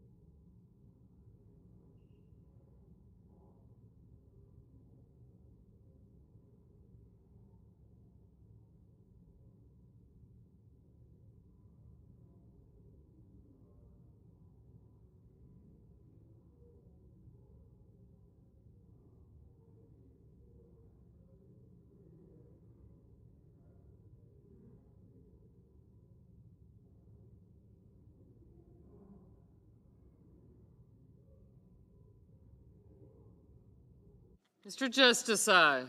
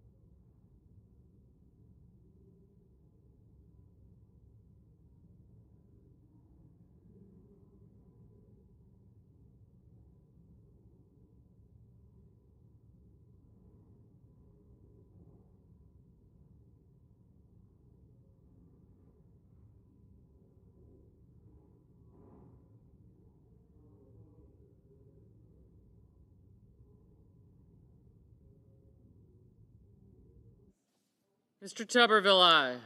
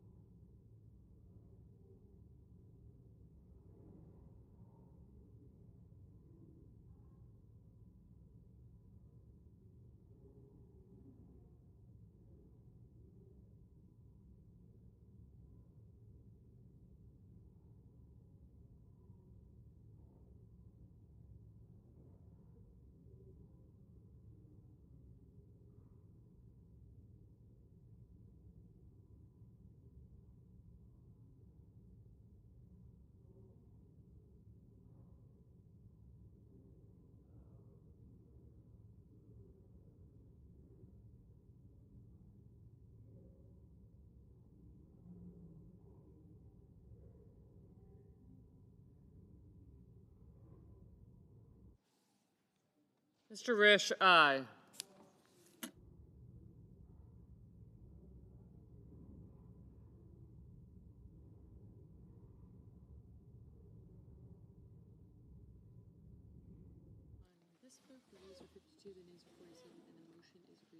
On this vote, the yeas are 52, the nays are 47, and the motion is agreed to. Cloture having been invoked, the Senate will proceed to executive session to consider the following nomination, which the clerk will report. Cloture Nomination, Department of Defense, Hung Kao of Virginia, to be Undersecretary of the Navy. Okay. Now we got a 2-hour clock.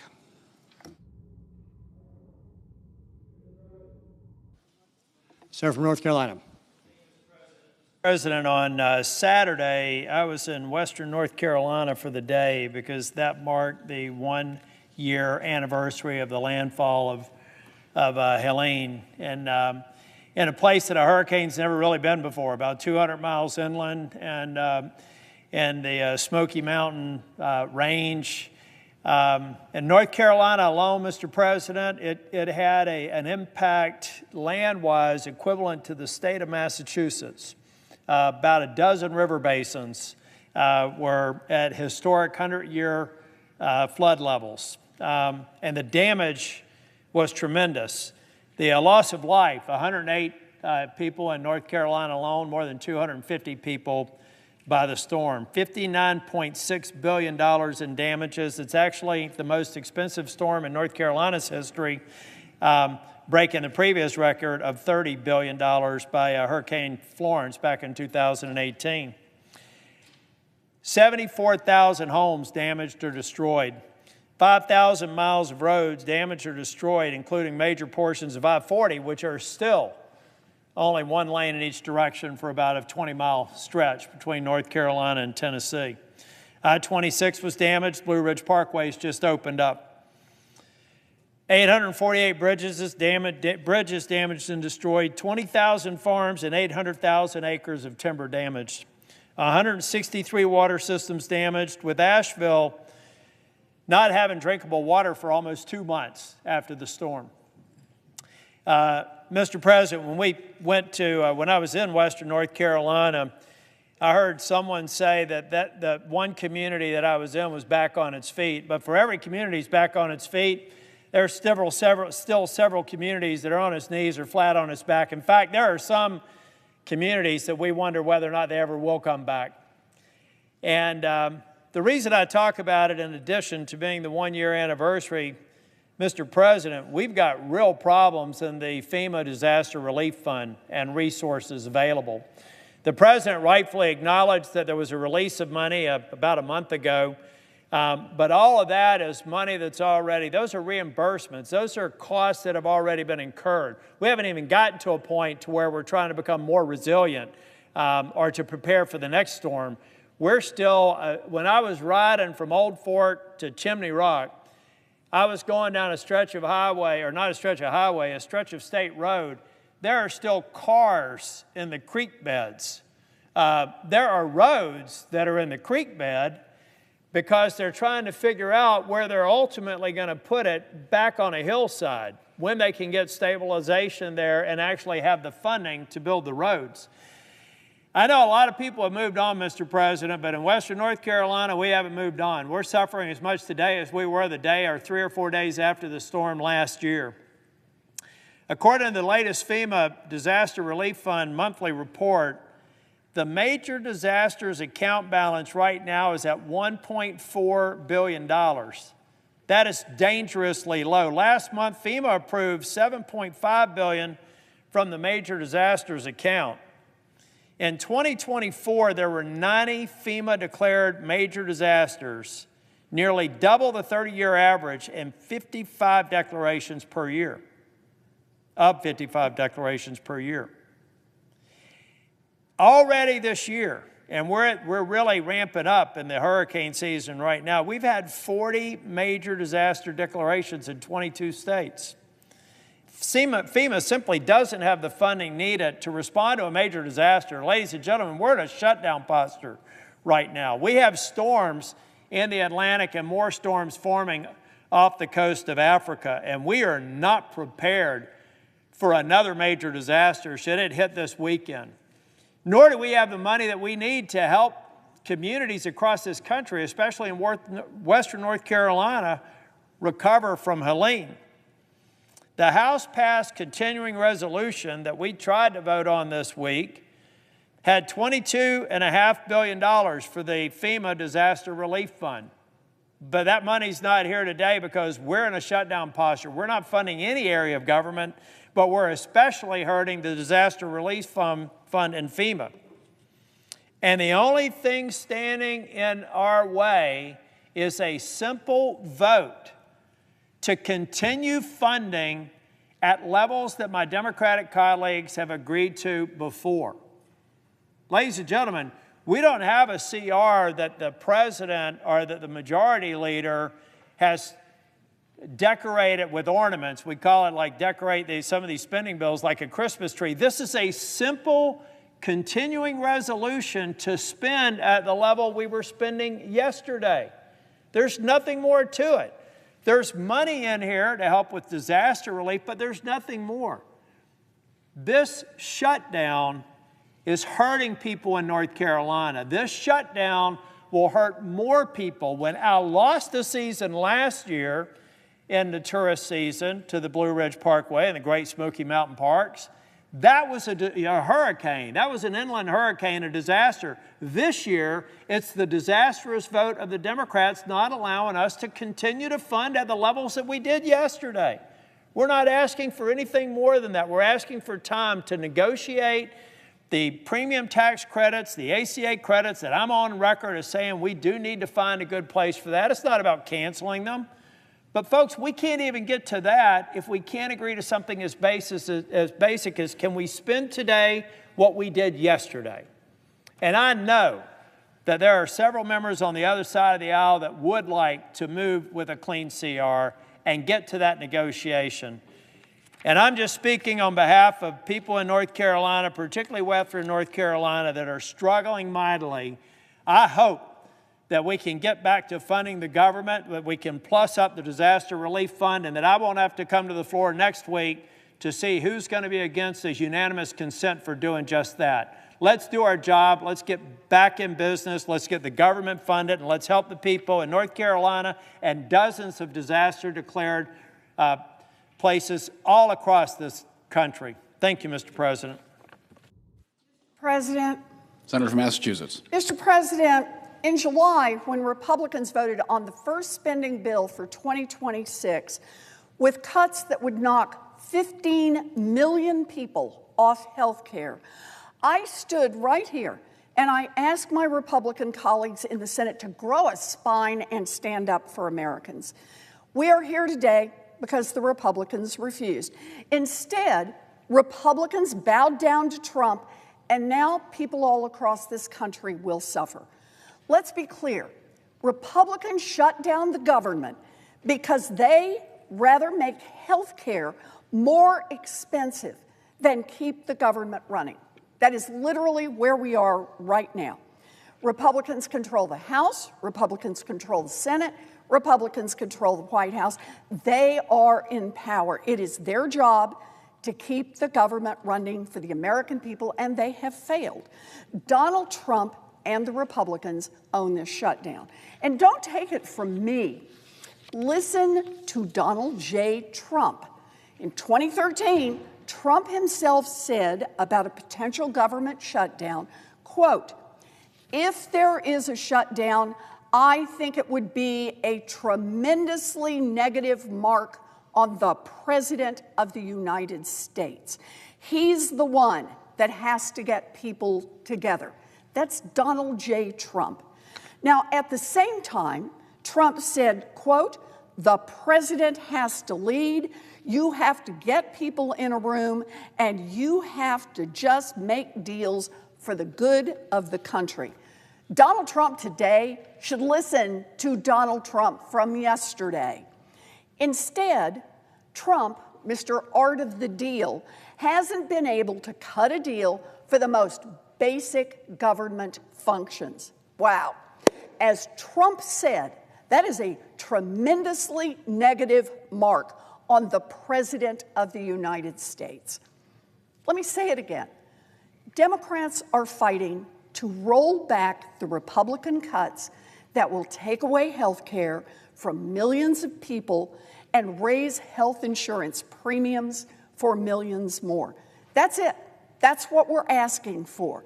We have been asking for months to negotiate over this, and the Republicans have said no. What are they doing right now? Are they making counteroffers? Are they saying we could go this far but not this far? Nope. They are simply saying no. So now, when a family is forced to the brink of bankruptcy from one bad medical diagnosis, Trump and the Republicans own it. Republicans insist that those health care cuts go through. When community hospitals have to shut down, Trump and Republicans own it. When kids with cancer can't get treatment because potentially life-saving research grants come to a screeching halt, Trump and Republicans own it. When insurance premiums skyrocket, Trump and Republicans own it. Healthcare in America was already broken, but Trump and Republicans are making it much, much worse.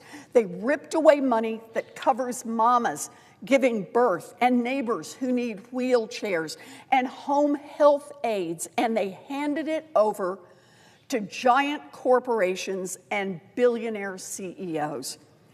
Democrats believe that no one should go bankrupt because they got sick and needed to see a doctor. So Democrats are here to say, we are willing to fight for families who need health care. If Congress is going to pass a budget for the United States government, then Democrats want saving health care for millions of Americans just to be part of that deal. Democrats have made that clear, and Republicans have refused even to talk about it. Trump is already doing his best to shut down government, or at least to shut down the parts of government that he doesn't like.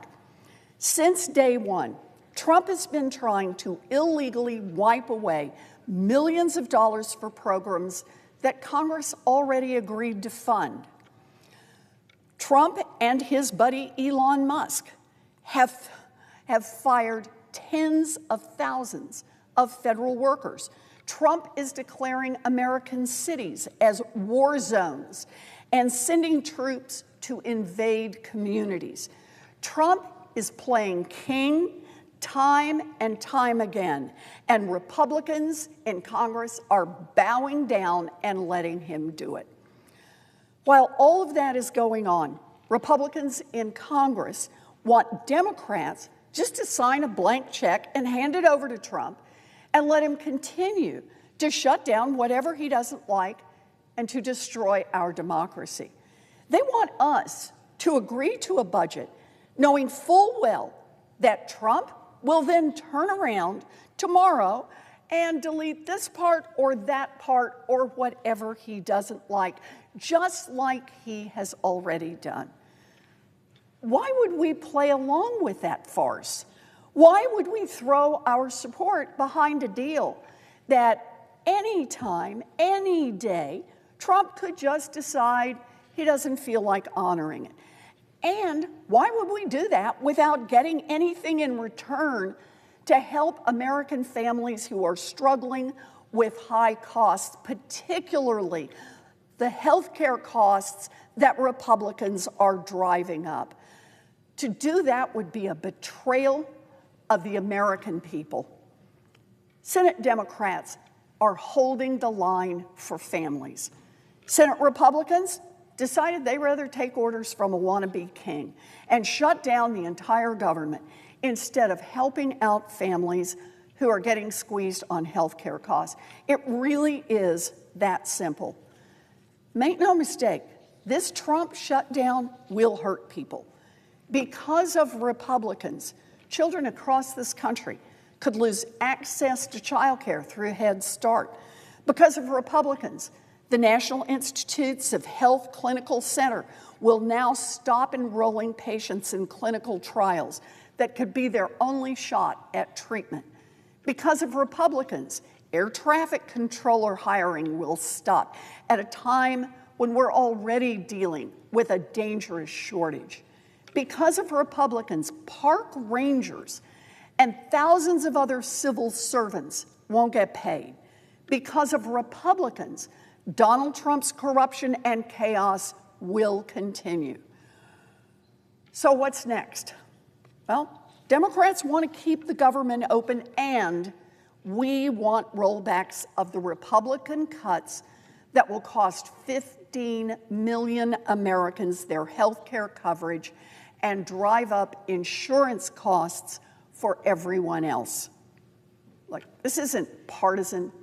This is a righteous fight on behalf of everyone who needs health care, everyone who might need to go to the hospital, everyone who counts on a community clinic or a home health aide, whether they are a Democrat, a Republican, an independent, or a none of the above.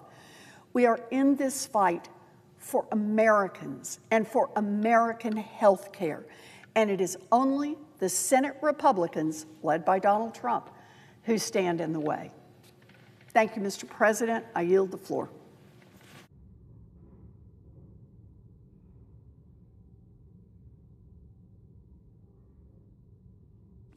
Mr. President. Senator of West Virginia. Mr. President, as I was sitting and listening, I feel like I'm living in an alternative universe here sometimes, and I'm sure the American people feel this way. Are people being hurt today? You're daggone right they are. They're being hurt because Senator Schumer and his following will not quite simply reopen the government so we can begin negotiations on some of the issues that are a part of this disagreement. So I'm a senior member of the Appropriations Committee, and one of my most important responsibility is to make sure that the government stays open and working for the people that we represent. That's why I'm so deeply disappointed to be standing here today in the midst of a totally avoidable government shutdown, all because the Senate Democrats refused to join us as Republicans in supporting a common sense, short-term, nonpartisan continuing resolution. And we've seen Leader Thune pick it up in his hands. Very simple. Let's just keep the government open until November the 21st, discuss these issues, finish the appropriations process, and move on. But let me be clear what that short-term continuing resolution was designed to do. It is not a gimmick. It is not a gimmick. It's the same legislation that the Senate Democrat leader brought before this body 13 times and had it passed. It's not a partisan maneuver. It's a straightforward measure to keep critical services in operation while giving Congress the time that we need to finish our work on appropriations through regular order the way that we used to do it. And some of our Democrat colleagues have agreed with us in the last several votes. So bottom line, we don't have to be where we are, and we really shouldn't be here because this position is untenable. We have a path forward. It's so easy. It's so easy. When people are watching this, they're hearing us try to, blame one person or the other. The easy thing is turn around and vote to reopen the government, and we can begin to have our conversations. We have a path forward.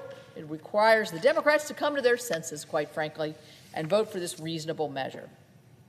The Senate has already passed 3 appropriations bills, which is 3 more than we passed under their leadership last year. And we have 5 more that have received heavy bipartisan support in committee and are ready for a full Senate vote. That would be CJS, Defense, Interior, Labor H, which I chair, and TTHUD, which is the Transportation, Housing, and Urban Development Bill. That's progress. That's responsibility. That's what we're here for. That's us doing our job. But in order to complete the process, we need time. And the continuing resolution is that bridge of time to keep the government open while we finish our work. So unfortunately, the Democrats have chosen a different path. They have chosen to shut down the government. That's where we are today. The government is shut down. They made a political calculation, all based on politics, appeasing their far-left base instead of doing the right thing for the American people. And unfortunately, hardworking families all across this country who rely on critical government services are the ones who are suffering. Government shutdowns have real consequences. In West Virginia, our businesses and our federal workers face uncertainty about their pay. Families who rely on essential benefits are put in limbo. It's scary for people. Some people with children with disabilities or folks that rely on services daily are concerned about where this is going to lead. Small businesses are waiting on federal permits on loans. They're going to have to wait longer. And while so many others are told yet again, as we see, the politics of Washington is coming before the people. My state of West Virginia has the third largest amount of federal employees. We're situated quite close to the District of Columbia. So all of those public servants who are bearing the brunt of this nonsense, please know how much I value your contribution every day, and that I'll work tirelessly to get you back to work, to get you back to that certainty that you need. You know, the shutdown is just so avoidable, and it's so unacceptable. But you know what? As Republicans, we're not giving up, because we never do. And as Leader Thune has indicated, we will continue bringing forward opportunities for the Democrats to join us in reopening the government. We'll keep voting to do the right thing and give them a chance to do the same. The American people expect Congress to be responsible stewards of their tax dollars. I know that's what my constituents in my home state of West Virginia want me to do. They expect us to keep the government functioning. I can't even believe I'm having to even say this, because it's just such a given. They want the government open while we debate our differences. That's what we're supposed to be doing. We're supposed to be debating, not shutting down the government. And that's what the Republican CR would have allowed us to do. So I urge my colleagues across the aisle, quit playing the political games, end the shutdown, and join us in funding the government. Let's finish our work on the appropriations process, and let's return to the regular order process that we have begun at the beginning of the summer, because it brings transparency, accountability, and bipartisanship back to the appropriations process. We have it in committee. We need to have it on this floor. It's what West Virginians deserve. That's what the American people deserve. That's what they expect.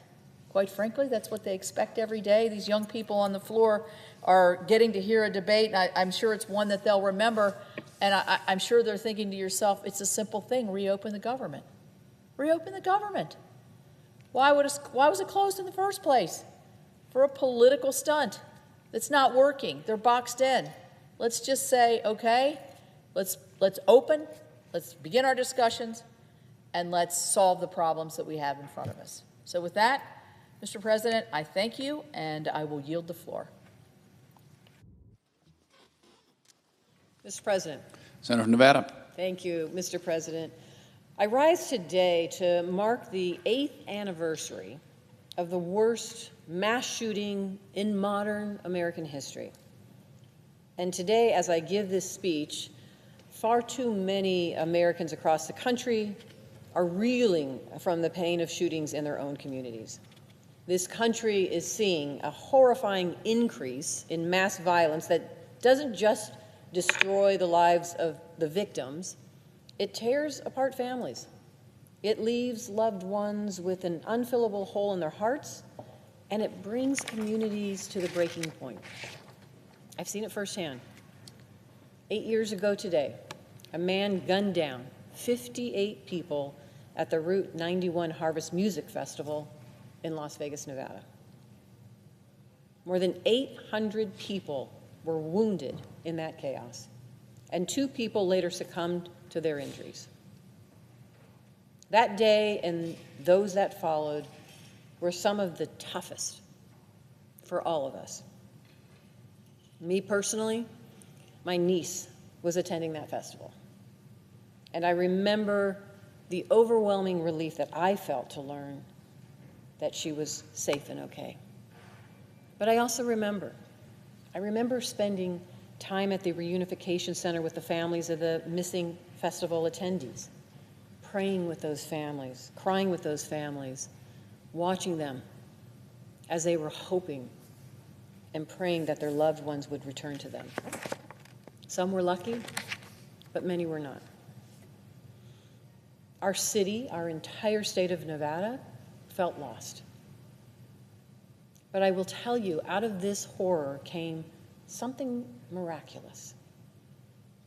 In the aftermath of 1 October, Nevadans came together to support each other, People came out in droves to give blood. There were lines around the block.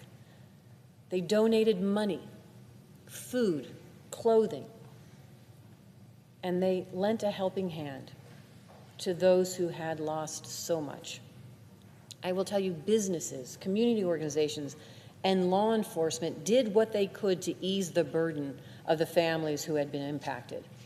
And I worked across the aisle with my colleague, Republican Senator at the time, Dean Heller, to get financial relief for the victims. Our city united in the face of this tragedy, and we came out of it Vegas strong. I am forever touched by those incredible efforts to shine a light in the darkness. But even all that good cannot erase the scars left behind by this massacre.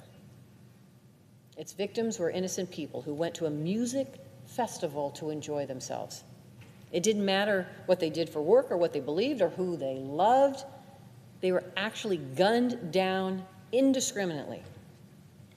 In the 8 years since that tragedy that shook my state to its core, we've sadly seen more violence erupting across the country. We've seen it in places of worship, in schools, and in grocery stores. As Americans, as members of Congress, we have to continue speaking out against it. Violence is never the answer. We cannot survive in a country where this is the norm. We have to do better in our rhetoric and our actions. For me, that means coming together to work on common sense solutions like finally banning bump stocks, passing comprehensive background checks to make sure that criminals can't exploit loopholes to buy deadly weapons, and delivering more support for, yes, mental health in this country. And it also means always remembering the victims of the Route 91 Harvest Festival massacre, grieving the lives they never got to live, and the families they never got to come home to or create, serves as a stark reminder of the horrors violence like this can cause. We owe it to them and to their loved ones to keep working together to end it. In the aftermath of this tragedy, Las Vegas has rebuilt. We have risen from the ashes stronger than ever. We will never forget the trauma inflicted on us that day. That pain must fuel us to work together toward a better future for our children, for our families, and for our country. Thank you, Mr. President. I yield the floor.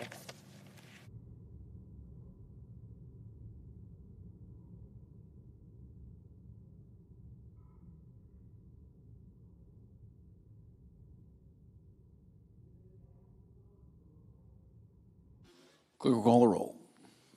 Ms. Also Brooks.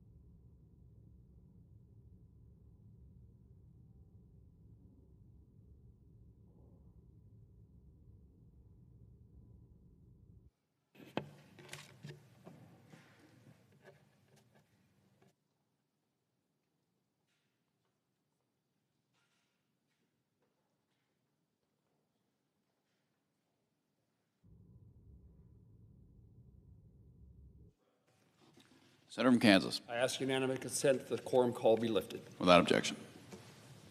Mr. President, it's been a sad day, a set of sad days in my hometown in Kansas. I rise today to mourn the loss and honor the sacrifice of Hayes Police Officer Sergeant Scott Heineman, who was shot and killed in the line of duty while responding to a domestic violence call. He passed away in the early morning hours of Sunday, September the 28th.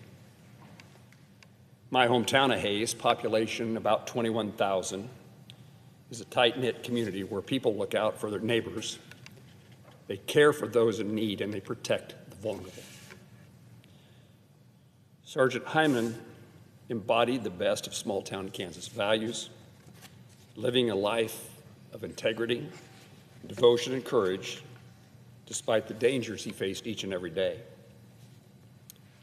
He too called, from a young age, Hayes his home. He grew up there and he graduated from Thomas More Prep Marian High School, our hometown Catholic school. He attended the University of Kansas before returning home to the place he was raised. Sergeant Hyman began his service with the Hayes Police Department in 2016, and after 9 years with the department, his watch ended way too soon. He was an Eagle Scout and a member of Immaculate Heart of Mary Catholic Church. He was a son, a father, a husband, and was devoted to his wife, Beth, and a loving dad to his children, Patrick and Victoria. Our prayers are with his family and his parents, Bill and Teresa Hyman. It's such a difficult time. Every day, law enforcement officers risk their safety, putting their lives on the line to protect and serve both their neighbors and strangers. And Kansas is a home to so many brave men and women who've answered the call to serve, and too many have given their lives to fulfill this mission. In small towns across Kansas, law enforcement officers, as they are in Hayes, are well known by their communities. They are well loved by their communities. We know them. We see them in the grocery store, at the football games on Friday night, in church on Sunday. They're members of our community, and they're familiar faces. This courageous young man died with honor, protecting his community and the people he had sworn to serve. In Hayes and across Kansas, the sacrifice he made will not be forgotten, and we resolve to forever honor his service to the community he loved. I ask the United States Senate to join me and my family and my hometown, expressing our sympathy and gratitude, our respect for this officer, for a life served in service to others and to a community that mourns his loss. Mr. President, I yield the floor.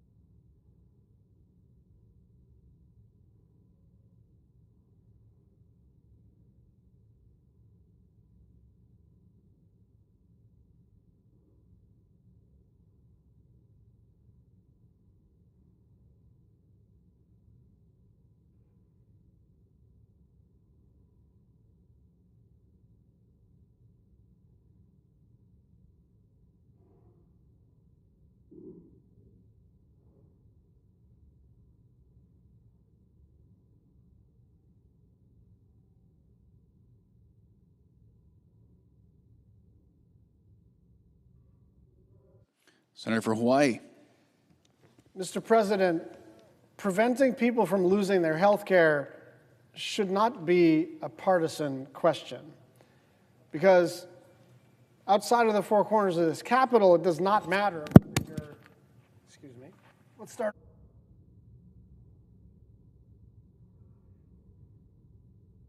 President, preventing people from losing their health care should not be a partisan issue, because outside of the four corners of this Capitol, it should not matter if you're a Democrat or a Republican or an independent. We should all not want people to have spikes in their health insurance costs. In a matter of days, tens of millions of people all across the country are going to get letters in the mail saying, your monthly premium starting January 1st is going to be more than double what you pay now. More than double. And that's not my speculating. That's not my allegation. That's not a political talking point that was cooked up in some Democratic lab. That is what the Kaiser Family Foundation analysis showed, that premiums will increase on average by 114% per person. Not 14%, 114%. That's just the average.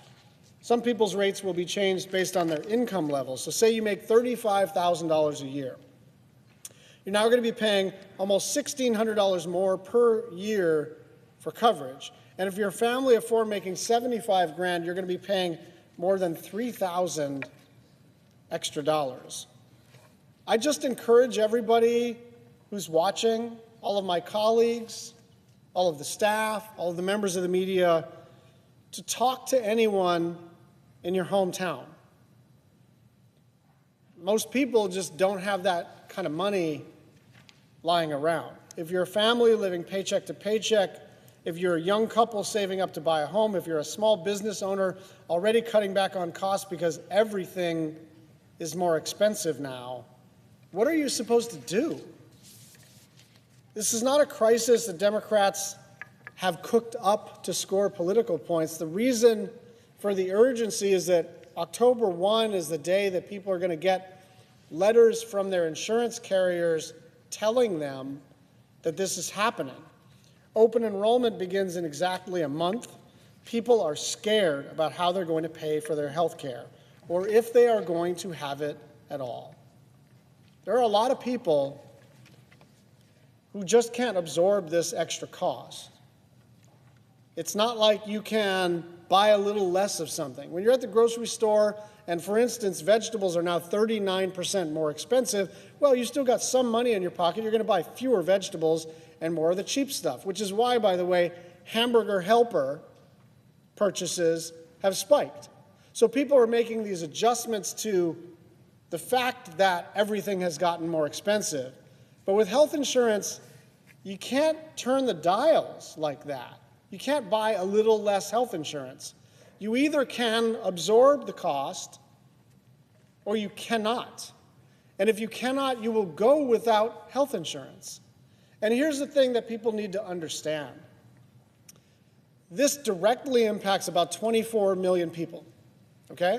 Now that's enough for us to pay enough attention and try to come up with a bipartisan solution. But the truth is that we already know what happens when people lose their health insurance, right? They end up getting sicker and sicker, and at some point they present themselves to emergency rooms, right? And everybody understands, kind of intuitively, but there's plenty of data to back this up, that when you present yourself at an emergency room when you are already super sick, that you require a bunch of very expensive interventions. And that cost is distributed among the rest of us who still have insurance. And so it's not just the 24 million Americans who are going to pay more for health insurance and some number of millions of those Americans who are just not going to have insurance at all. It's also a mathematical certainty that the increased stupidity of the system, the increased extent to which the system now makes even less sense than it does already, we're all going to eat the cost, whether you're on the so-called exchange or not. Look, Republicans are in charge of Washington. We lost the election. Elections, consequences. I get it. When we had the trifecta, we did a bunch of things to reduce the price of prescription medicine, to build infrastructure, to fix the post office, to do the Respect for Marriage Act, to pass the Inflation Reduction Act. We did a bunch of stuff. And Republicans are doing a bunch of stuff. But we're trying to hand our Republican colleagues a lifeline because prices are going to spike everywhere. And I said this yesterday, and I mean this. If we were a little more cynical, we might just say, this is your problem, why don't you guys just stew in it? Because this is, frankly, electorally a very powerful issue. People are going to be really pissed when they get these letters in the mail. They really are. And so the super cynical, election-oriented thing for us to do would be simply to say, good luck with all that. But maybe it's a strength of the Democratic caucus, and maybe it's a weakness of the Democratic caucus, but we just care too much about people to let that happen. And so we are simply asking, in the context of this shutdown, to jumpstart a negotiation about how to prevent a 114% increase in the cost of health care for 24 million Americans. And look, the cost of electricity is not just up, it's double the inflation rate. The cost of groceries is spiking. The cost of raw materials to build a house, spiking. The cost of basically anything you want to buy at a Walmart or a Costco or a Target or a Safeway or a Food Lion or wherever you go is spiking. And all of that is a consequence of both inflation and tariffs. But this thing is a public policy. This is intentional to spike these rates. And we're saying, are you guys sure you want to do this? And we're about to find out whether they are sure that they want to impose a doubling of insurance costs to 24 million Americans. I yield the floor.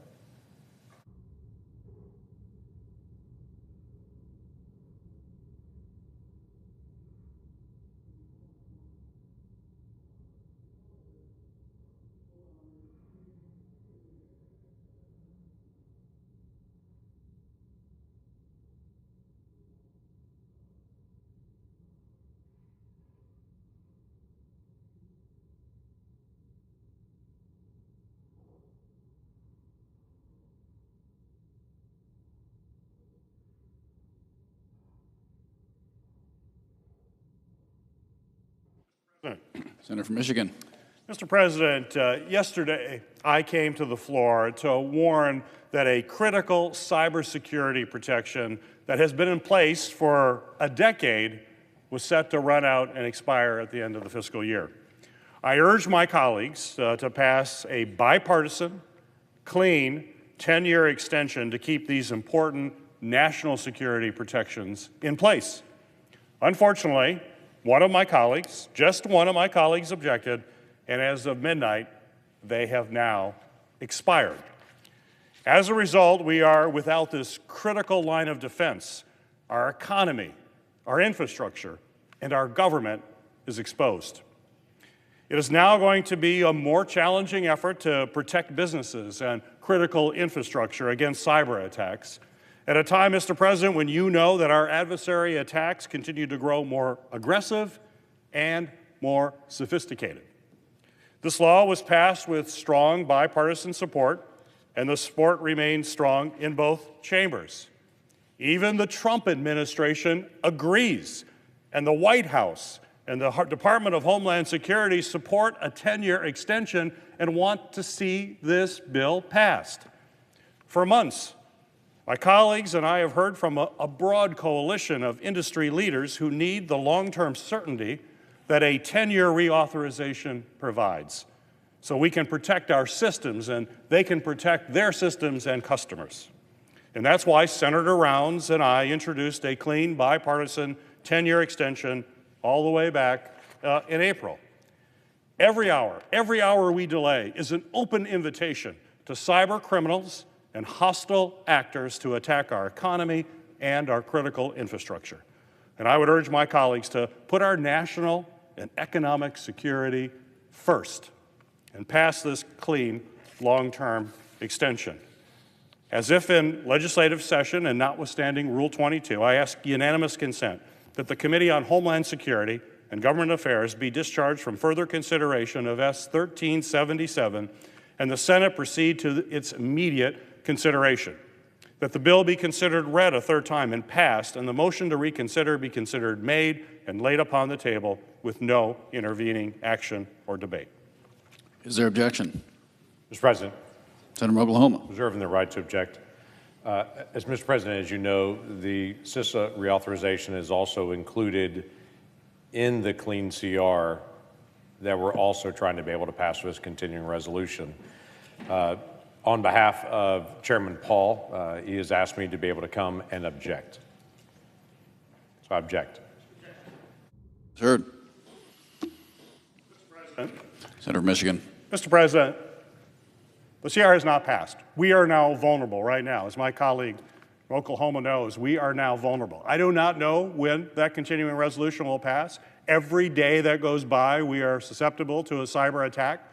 Who is going to answer for that when it occurs? Because we did not act here. And we also know that even if the CR were to pass, it's a couple months. We need to have long-term certainty. That's what we've been hearing from all of the folks in the cybersecurity industry. It's why the Trump administration is saying we need to pass a 10-year extension and we need to do it now. It's why members in the House, both Democrats and Republicans, overwhelming support there. There's overwhelming support in this chamber right now. I assume if we had a vote today, it would be overwhelmingly passed.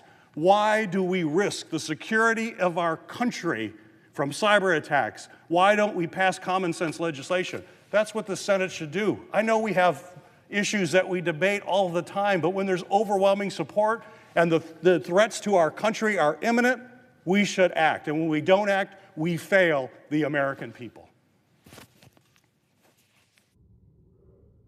Senator from Oklahoma. I know of no other further debate on the question. Is there further debate? If not, the question occurs on the nomination. Is there a sufficient second? There appears to be. Clerk, call the roll. Ms. Alsobrooks, Ms. Baldwin, Mr. Banks, Mr. Barrasso, Mr. Bennett, Mrs. Blackburn, Mr. Blumenthal, Ms. Blunt-Rochester, Mr. Booker, Mr. Bozeman, Mrs. Britt, Mr. Budd, Ms. Cantwell, Mrs. Capito, Mr. Cassidy, Ms. Collins, Mr. Coons, Mr. Cornyn, Ms. Cortez Masto, Mr. Cotton, Mr. Kramer, Mr. Crapo, Mr. Cruz, Mr. Curtis, Mr. Daines, Ms. Duckworth, Mr. Durbin, Ms. Ernst, Mr. Fetterman, Mrs. Fisher, Mr. Gallego, Mrs. Gillibrand, Mr. Graham, Mr. Grassley, Mr. Haggerty, Ms. Hassan, Mr. Hawley, Mr. Heinrich, Mr. Hickenlooper, Ms. Hirono, Mr. Hoven, Mr. Husted, Mrs. Hyde-Smith, Mr. Johnson, Mr. Justice, Mr. Kane, Mr. Kelly, Mr. Kennedy, Mr. Kim, Mr. King, Ms. Klobuchar, Mr. Langford.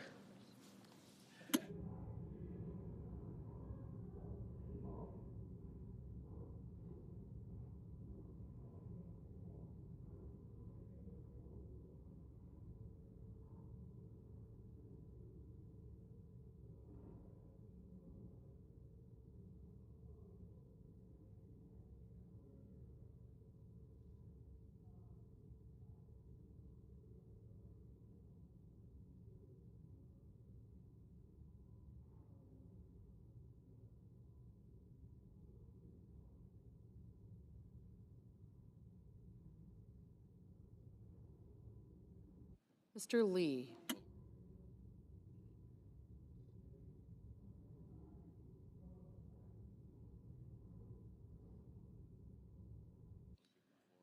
Mr. Lujan.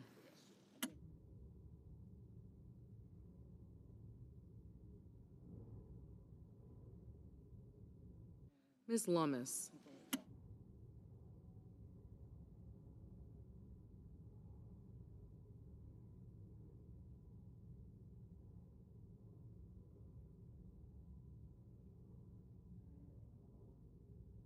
Mr. Markey.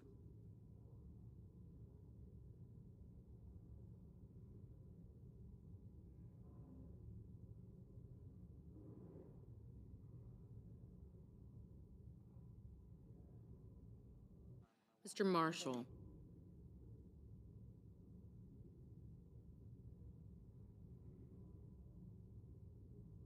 Mr. McConnell.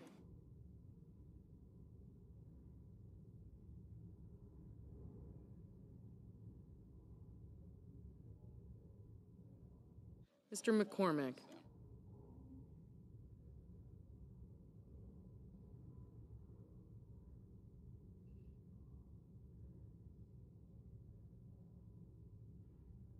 Mr. Merkley.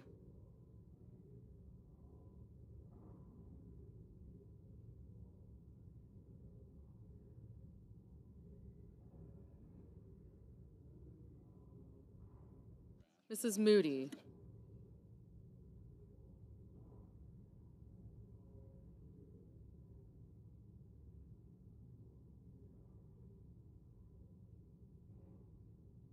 Mr. Moran.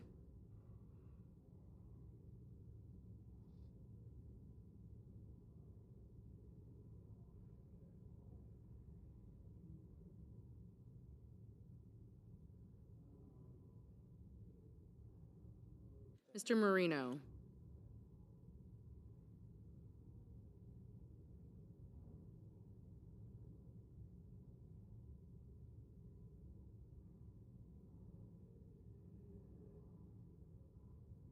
Mr. Mullen.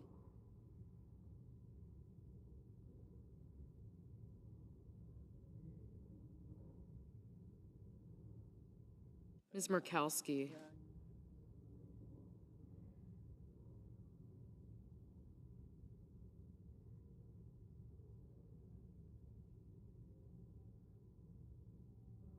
Mr. Murphy.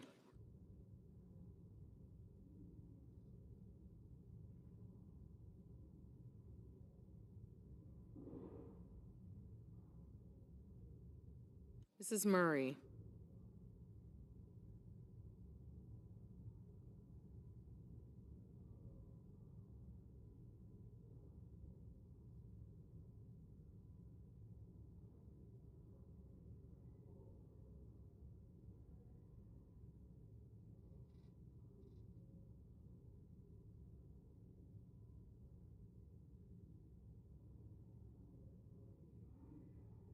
Mr. Ossoff.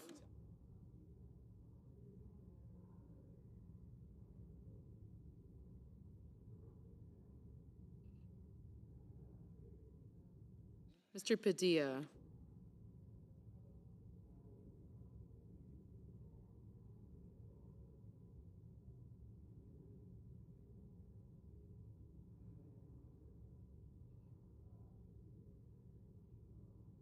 Mr. Paul.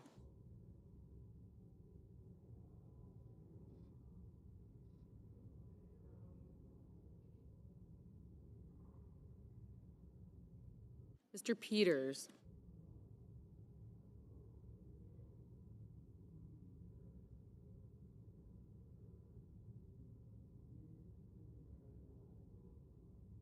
Mr. Reed.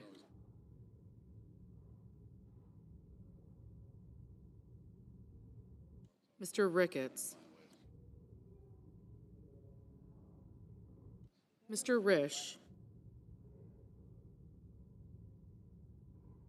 Ms. Rosen. Mr. Rounds.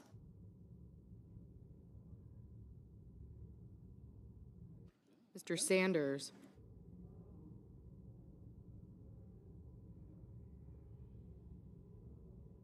Mr. Schatz.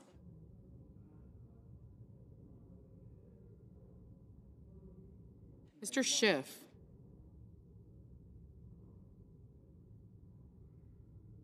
Mr. Schmidt.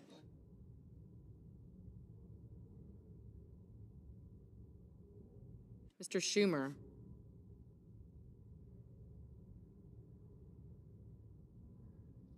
Mr. Scott of Florida.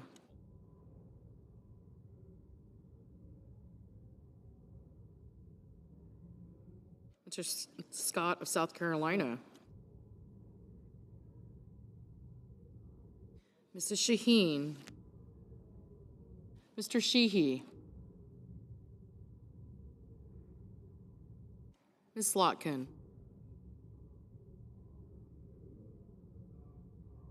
Ms. Smith. Mr. Sullivan.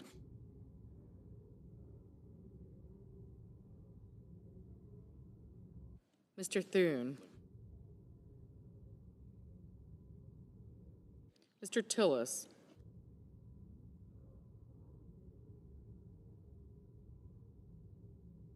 Mr. Tuberville.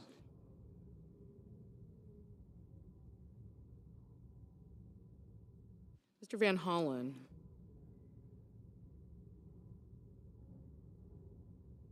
Mr. Warner.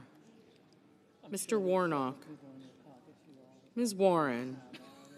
Mr. Welch. Mr. Whitehouse. Mr. Wicker. Mr. Wyden. Mr. Young.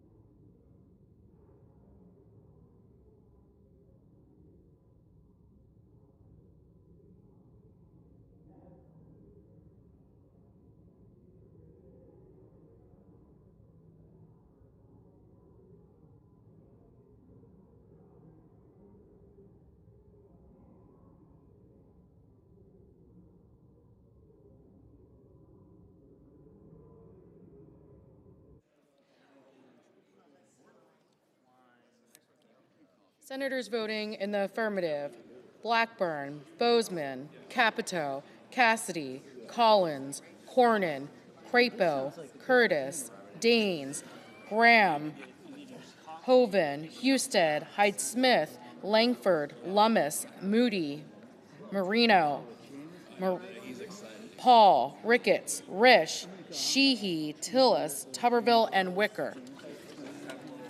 Mrs. Fisher, aye. Mr. Marshall, aye. Senators voting in the negative: Baldwin, Cortez Masto, Duckworth, Hassan, Kane, Kim, Merkley, Murphy, Murray, Ossoff, Padilla, Schiff, Warren, and Whitehouse. Mr. Welch, no. Mr. Peters, no. Mr. Schmidt, aye.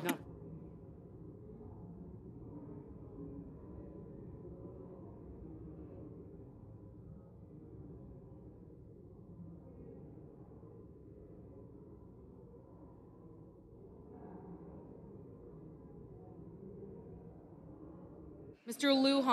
Lujan, no.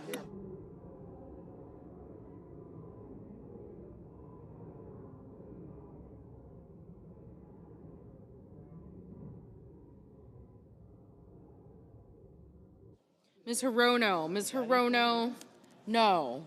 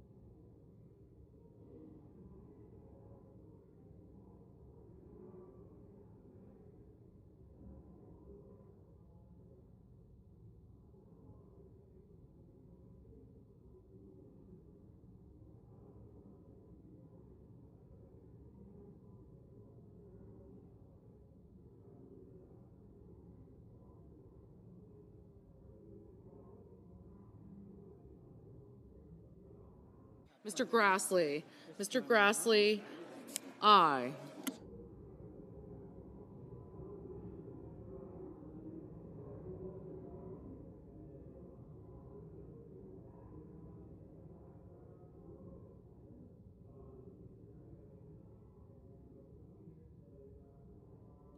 Mrs. Britt, aye.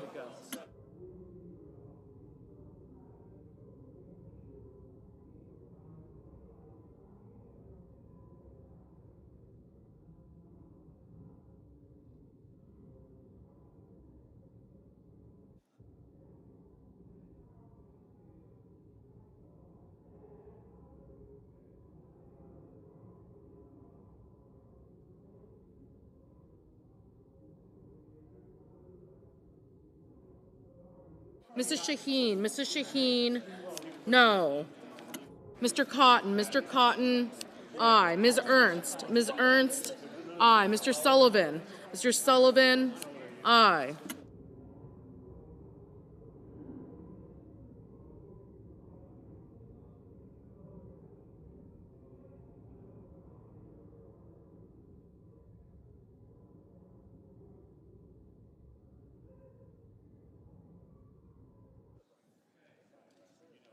Mr. Young, aye. Mr. Kramer, aye.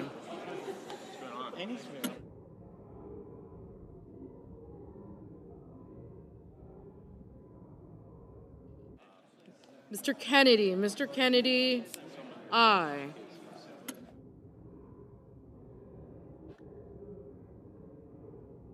Mr. Scott of South Carolina, aye.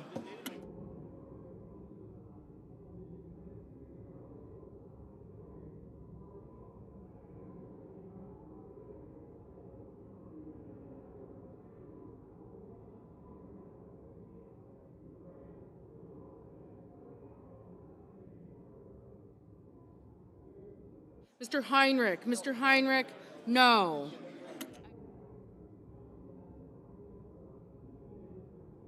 Mr. Fetterman, no. Mr. Barrasso, aye.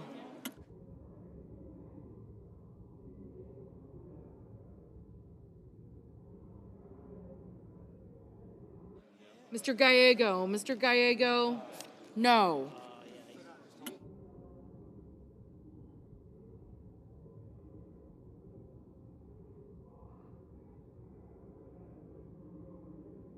Mr. Durbin, no.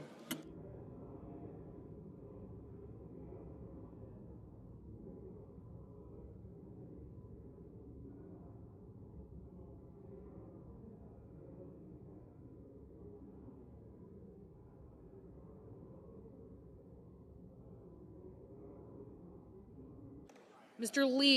Lee, aye.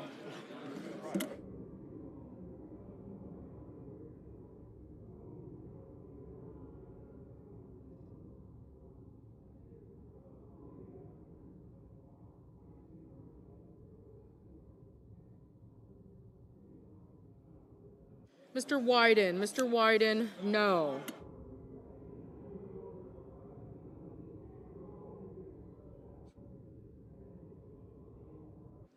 Mr. Budd, aye.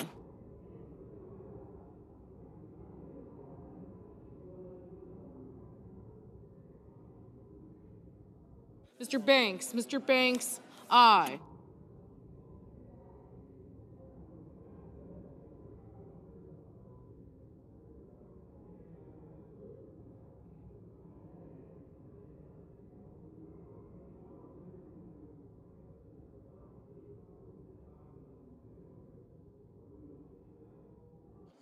Ms. Cantwell, no. Mr. Cruz, aye.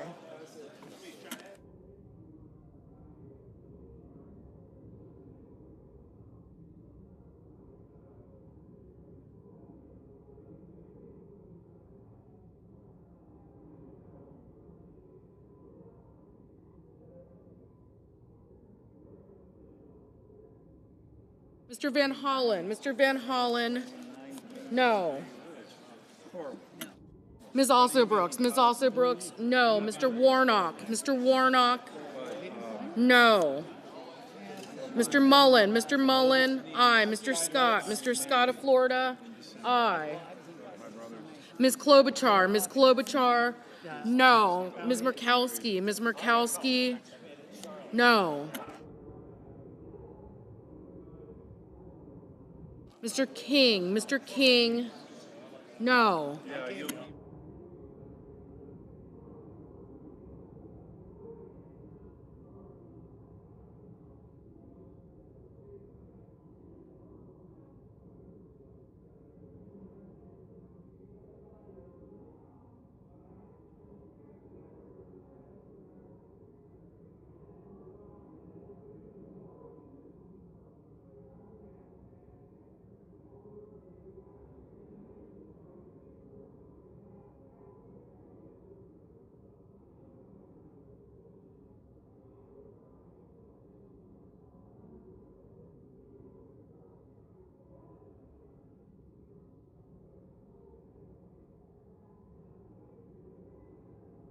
Mr. McCormick, aye.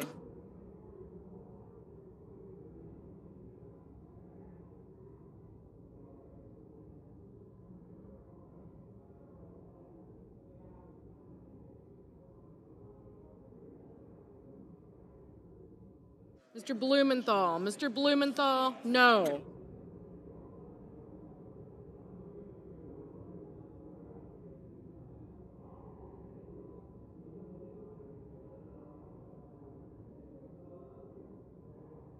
Mr. Rounds, aye.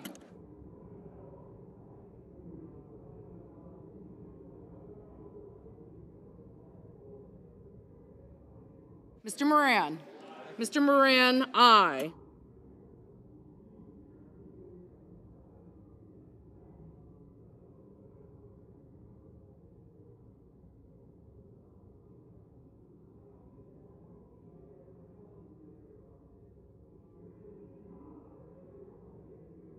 Mr. Johnson. Mr. Johnson, aye.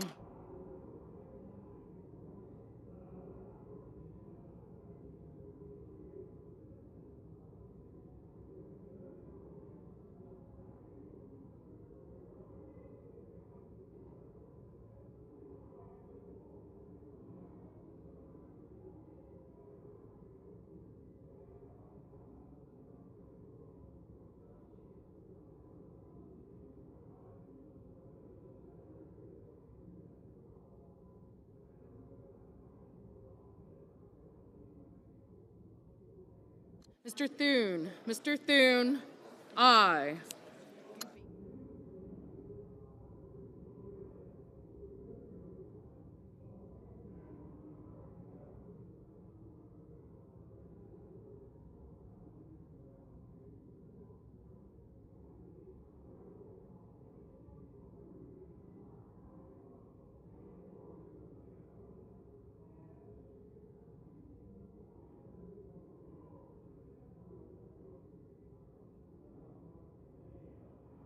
Ms. Smith. Ms. Smith, no. Mr. Reed. Mr. Reed, no.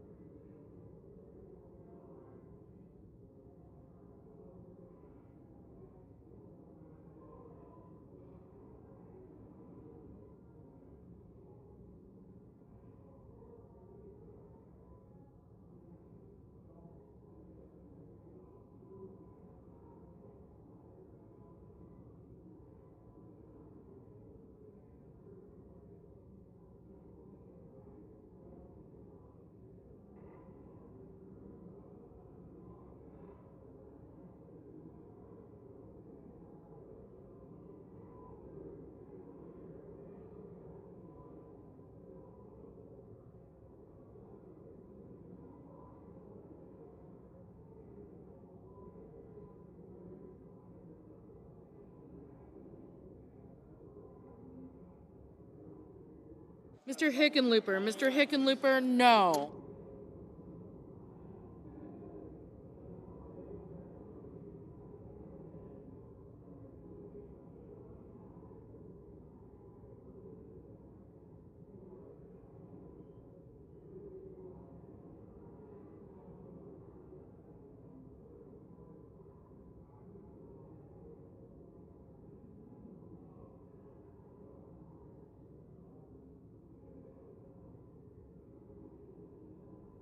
Mr. McConnell. Mr. McConnell, aye.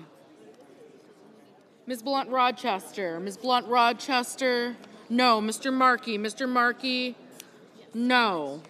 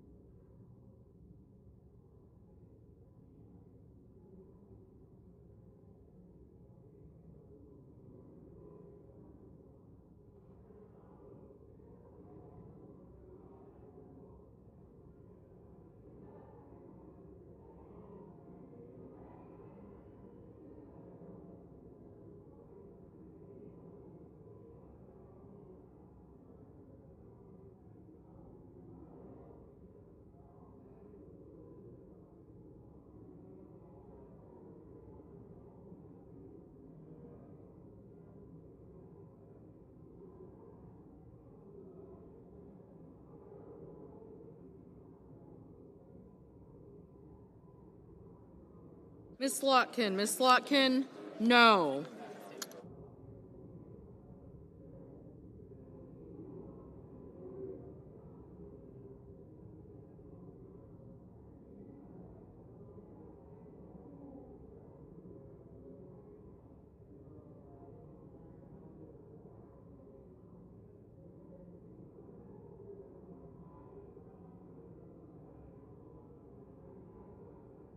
Mr. Haggerty, aye. Mr. Hawley, aye. Mr. Bennett, no.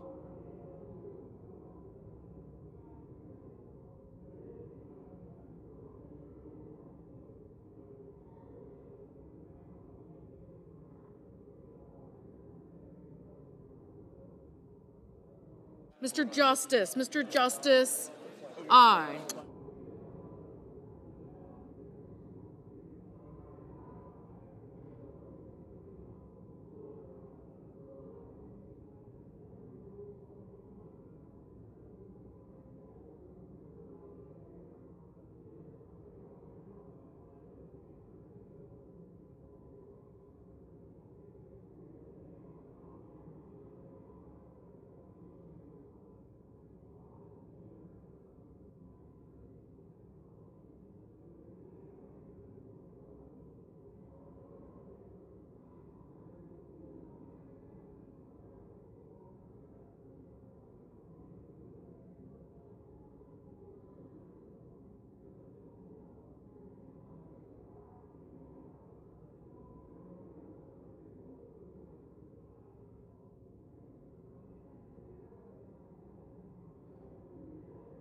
Mr. Warner, no.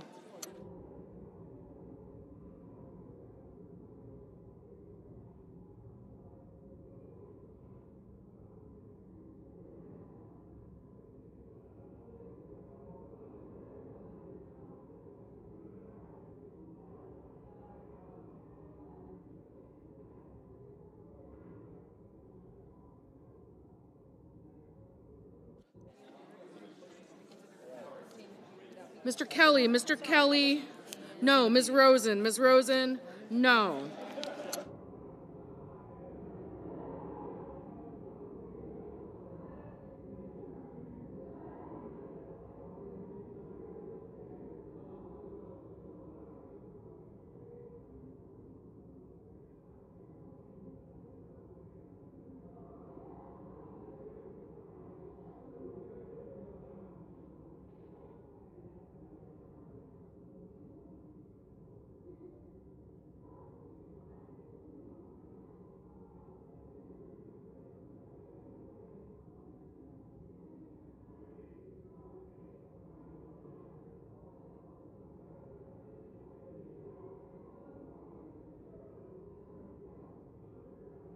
Mr. Sanders, no.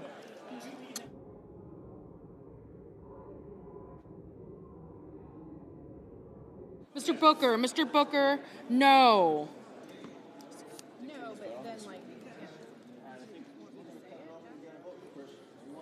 Mr. Coons, no.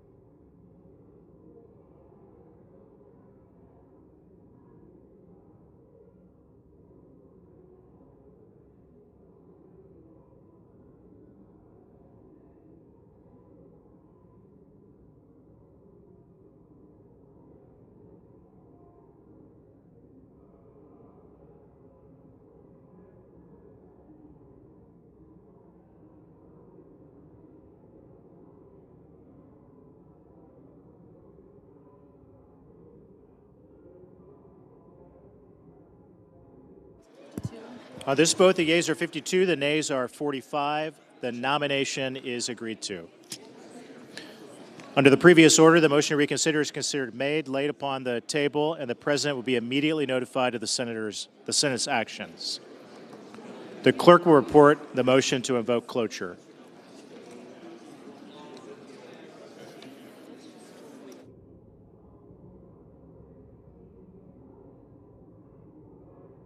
Cloture motion, we the undersigned senators, in accordance with the provisions of Rule 22 of the Standing Rules of the Senate, do hereby move to bring to a close debate on Executive Calendar Number 2, SRES 412, an executive resolution authorizing the en bloc consideration and executive session of certain nominations on the executive calendar, signed by 17 senators.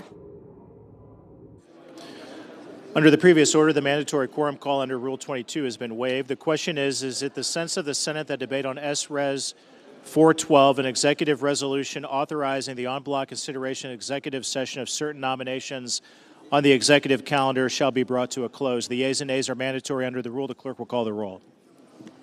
Ms. Alsobrooks, Ms. Baldwin, Mr. Banks, Mr. Barrasso. Okay, got you guys. Thank you. Thank you. Collins. Yep, got. Young guy. McCormick. Thank you. Thank you.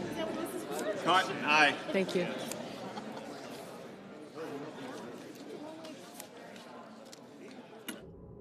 Mr. Bennett, Mrs. Blackburn, Mr. Blumenthal, Ms. Blunt Rochester, Mr. Booker,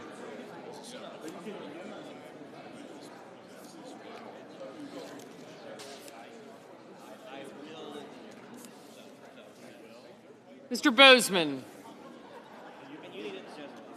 Mrs. Britt, Mr. Budd, Ms. Cantwell, Corono.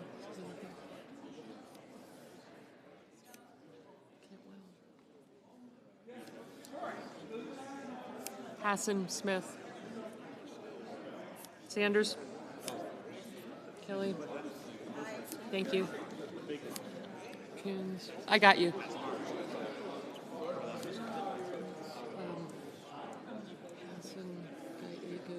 Ms. Alsobrooks, thank you. I got you. I got you. Gallego, I got you. Thank you. Kennedy.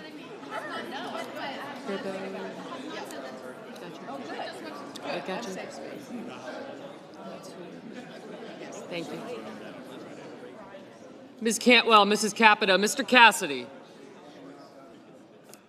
Ms. Collins. Schmidt.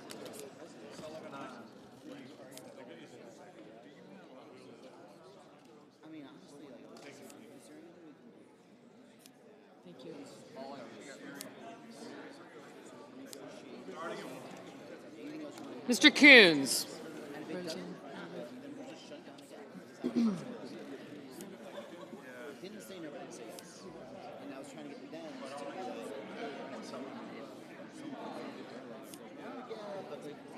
Mr. Cornyn. Ms. Cortez Masto. Mr. Cotton. Mr. Kramer. Mr. Crapo. Mr. Cruz. Mr. Curtis.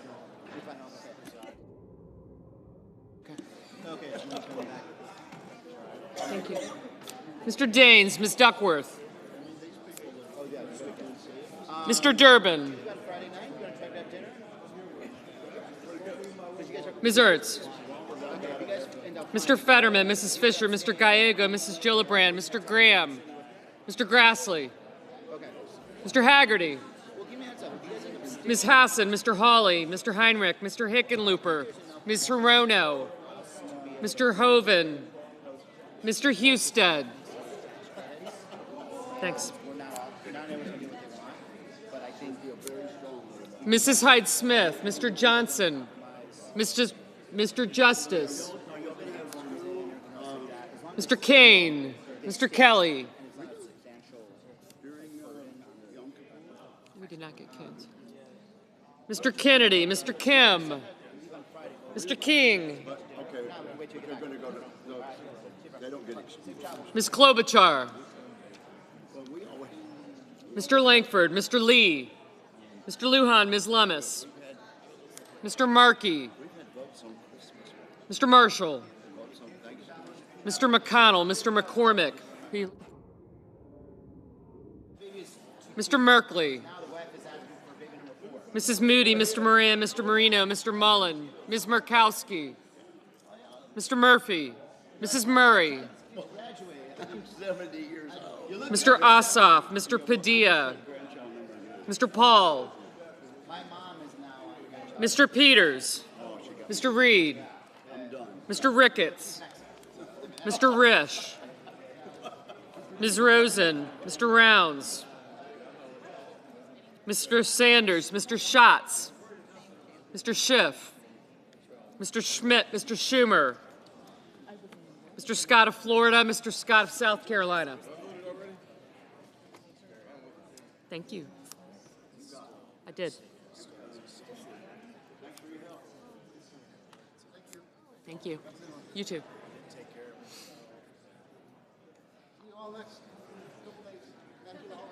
Mrs. Shaheen, Mr. Sheehy, Ms. Slotkin, Ms. Smith, Mr. Sullivan, Mr. Thune, Mr. Tillis, Mr. Tuberville, Mr. Van Hollen, Mr. Warner, Mr. Warnock, Ms. Warren, Mr. Welch, Mr. Whitehouse, Mr. Wicker, Mr. Wyden, Mr. Young.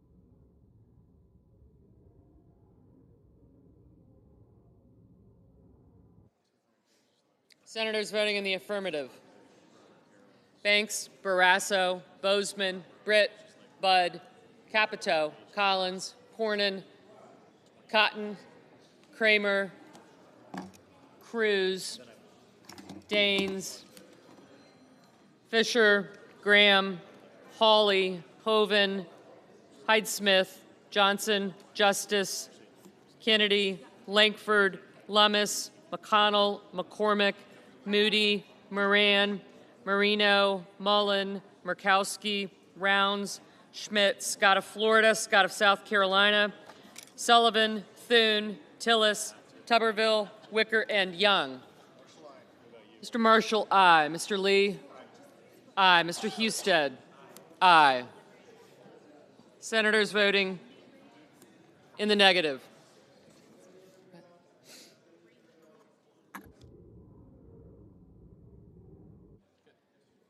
Senators voting in the negative: also Brooks, Blumenthal, Blunt Rochester, Booker, Cantwell, Coons, Cortez Masto, Fetterman, Gallego, Gillibrand, Hassan, Heinrich, Hickenlooper, Hirono, Kelly, King, Klobuchar, Lujan, Murray, Ossoff, Peters, Rosen, Sanders, Schatz, Shaheen, Slotkin, Smith, and Wyden.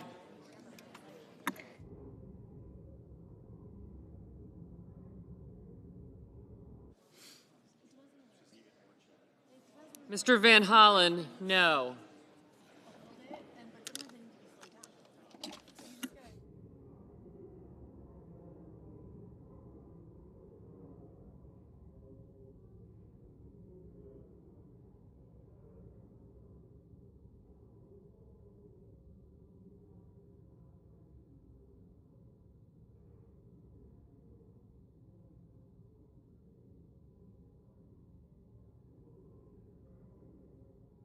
Mr. Reed, no. Mr. Durbin, no.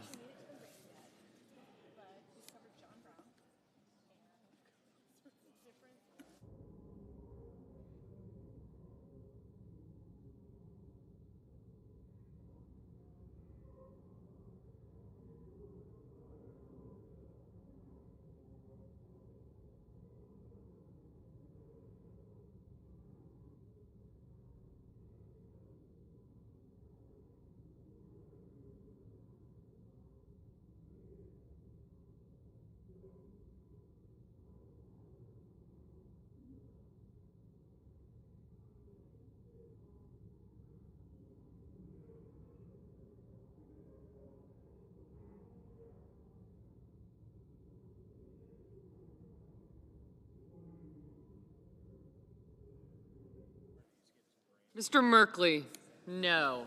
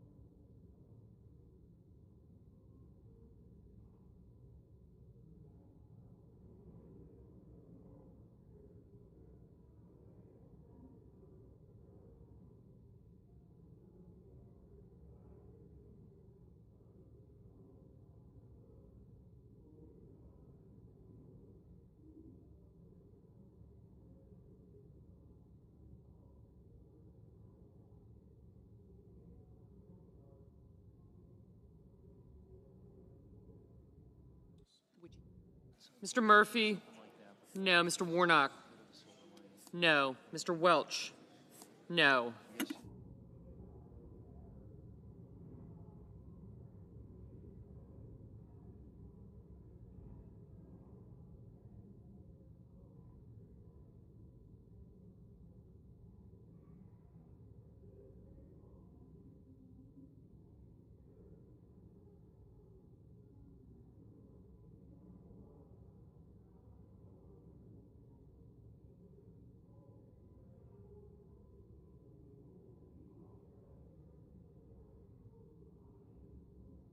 Mr. Paul, aye.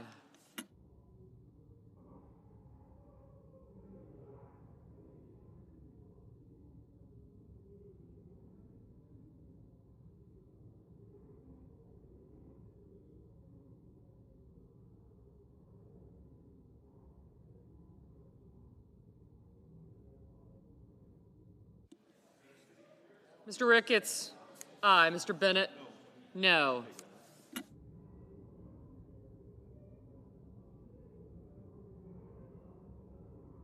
Mr. Kim, no.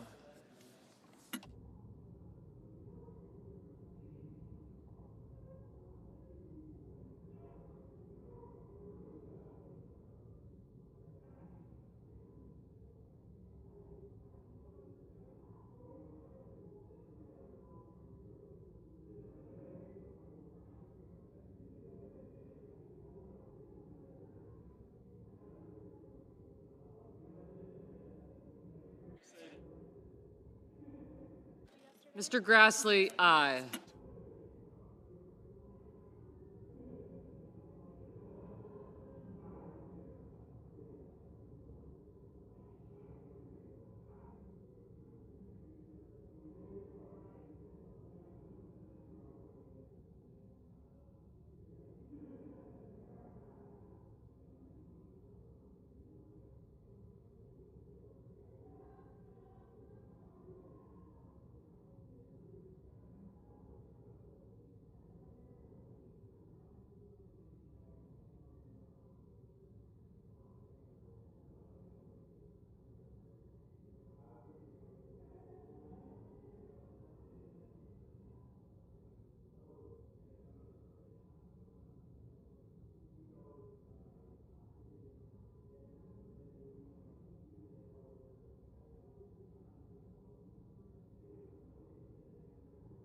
Ms. Duckworth, no.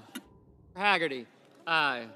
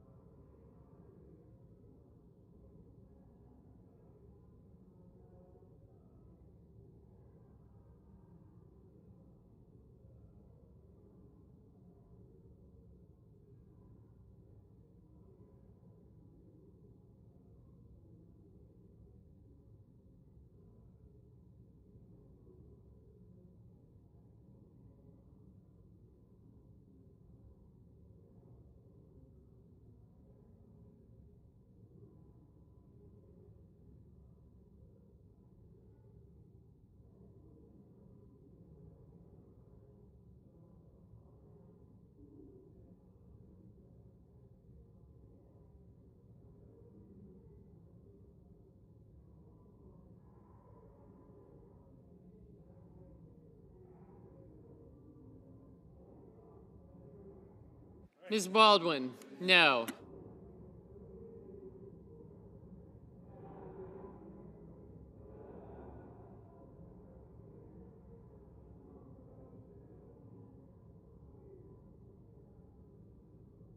Thank you. Mr. Sheehy, aye.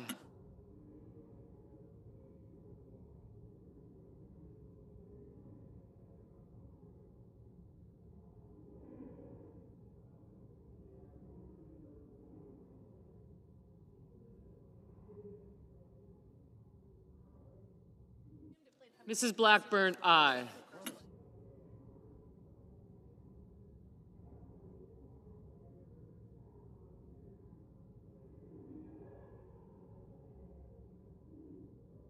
Mr. Warner, no.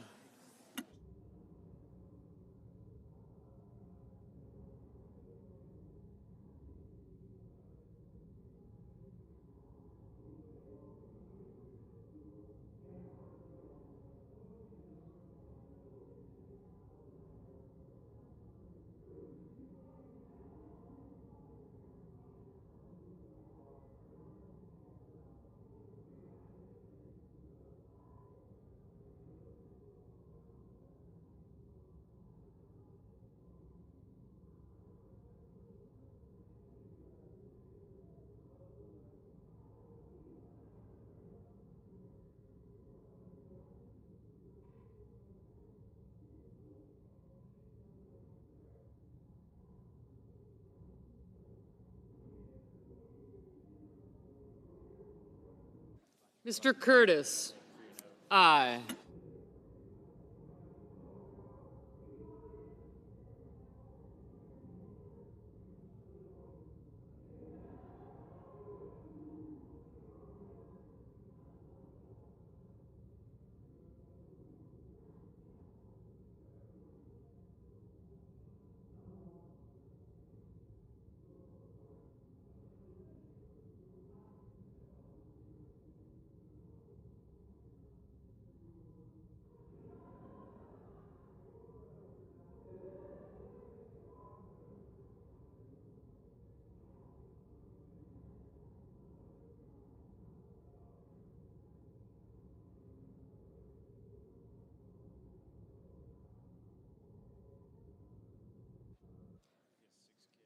Mr. Padilla, no. Ms. Ernst, aye. Ms. Warren, no.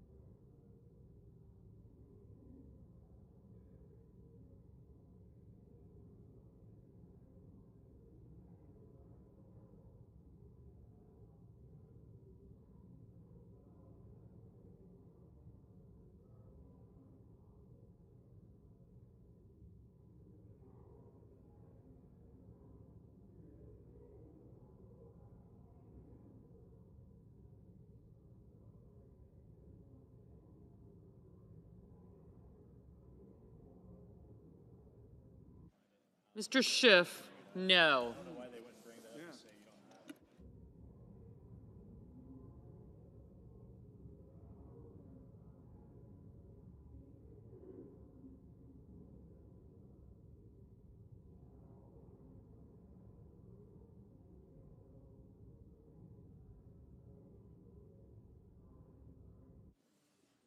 Mr. Whitehouse, no.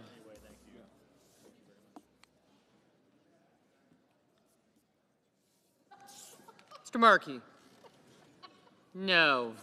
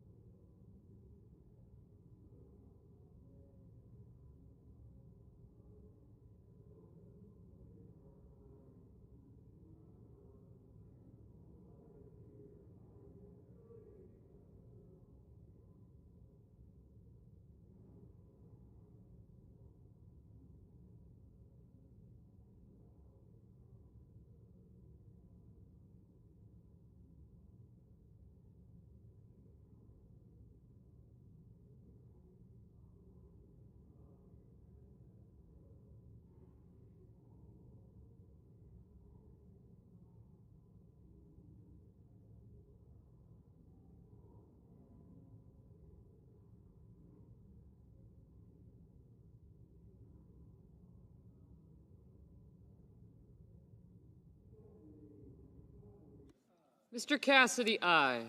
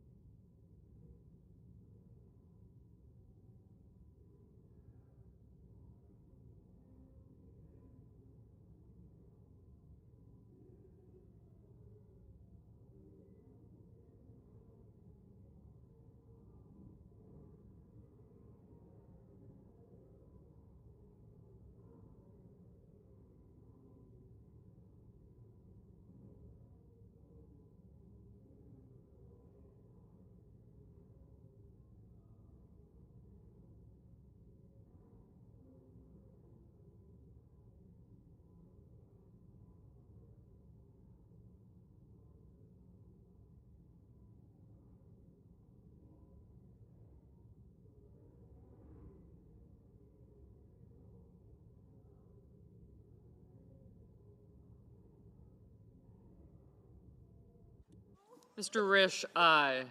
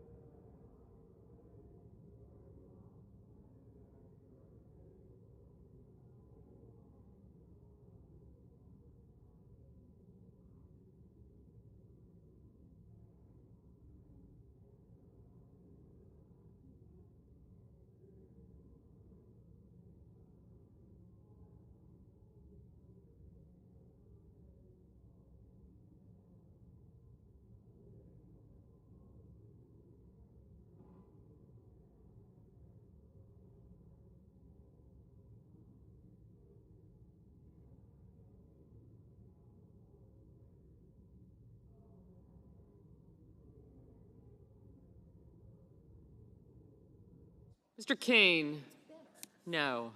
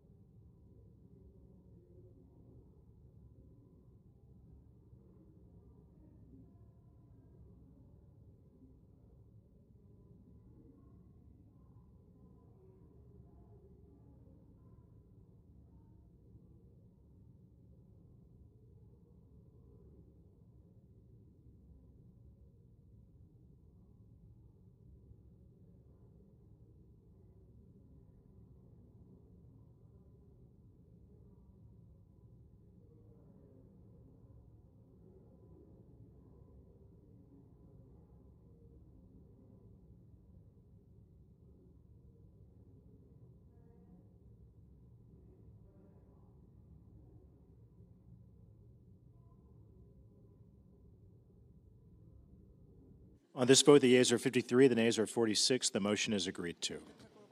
The clerk will report the resolution.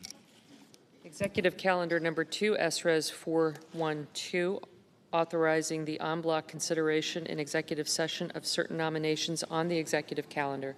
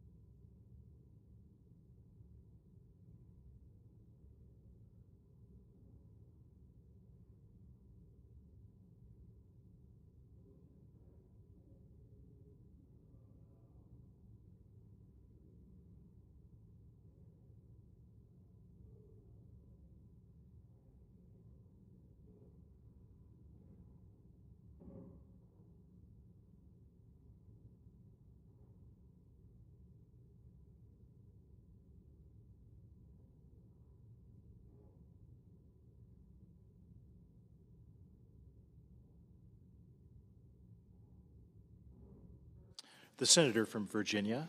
Mr. President, I rise to talk about the reality of the shutdown that we are in and the efforts underway to find a path out, which I'm optimistic we can, particularly after discussions among so many colleagues of both parties today on the floor of the Senate.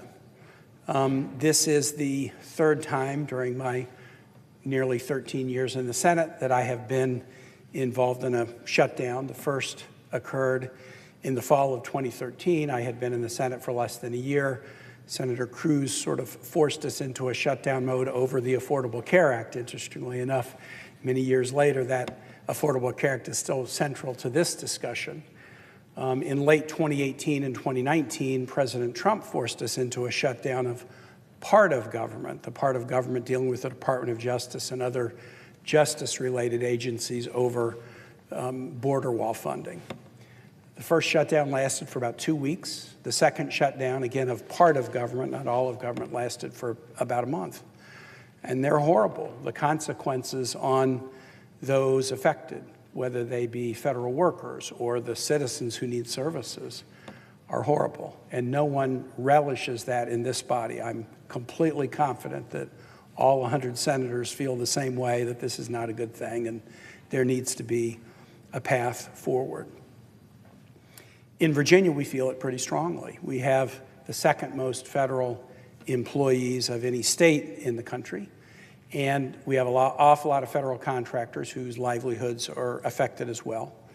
And we've also seen in the first nearly 9 months of this calendar year other actions taken, whether it's the cancellation of research grants or the backtracking on economic development proposals, the withdrawal of $400 million from the Virginia Department of Health that was critical to our agency's ability to do contact tracing and help stop the spread of infectious disease. So we've seen since the beginning of January a whole series of actions that have already affected Virginians pretty significantly. We had an unemployment rate that was low by national standards, but went up every month, 6-7 months in a row, largely because of these federal layoffs.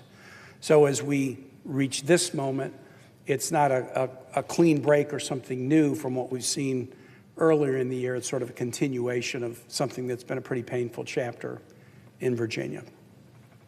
So what are we hoping for, or rather, maybe not to put words in anybody's mouth, what am I hoping for out of this? The House prepared a short-term continuing resolution under instructions from the president, do not deal with Democrats. And the House, with a simple Republican majority, was able to do that and passed a bill that then came to the Senate. Once we saw that instruction, do not deal with Democrats, Senate Democrats under the leadership of Senator Murray, the lead Democratic appropriator, said, well, let's prepare an alternative. Not a non-negotiable demand, but an alternative. And we put that alternative on the table on September 18th. We didn't wait till the 29th of September or the 30th. We felt like, to be fair to the public, to be fair to our colleagues, let's put an alternative on the table with enough time for us to kick the tires on it and have a negotiation before the deadline that we reached at midnight last night.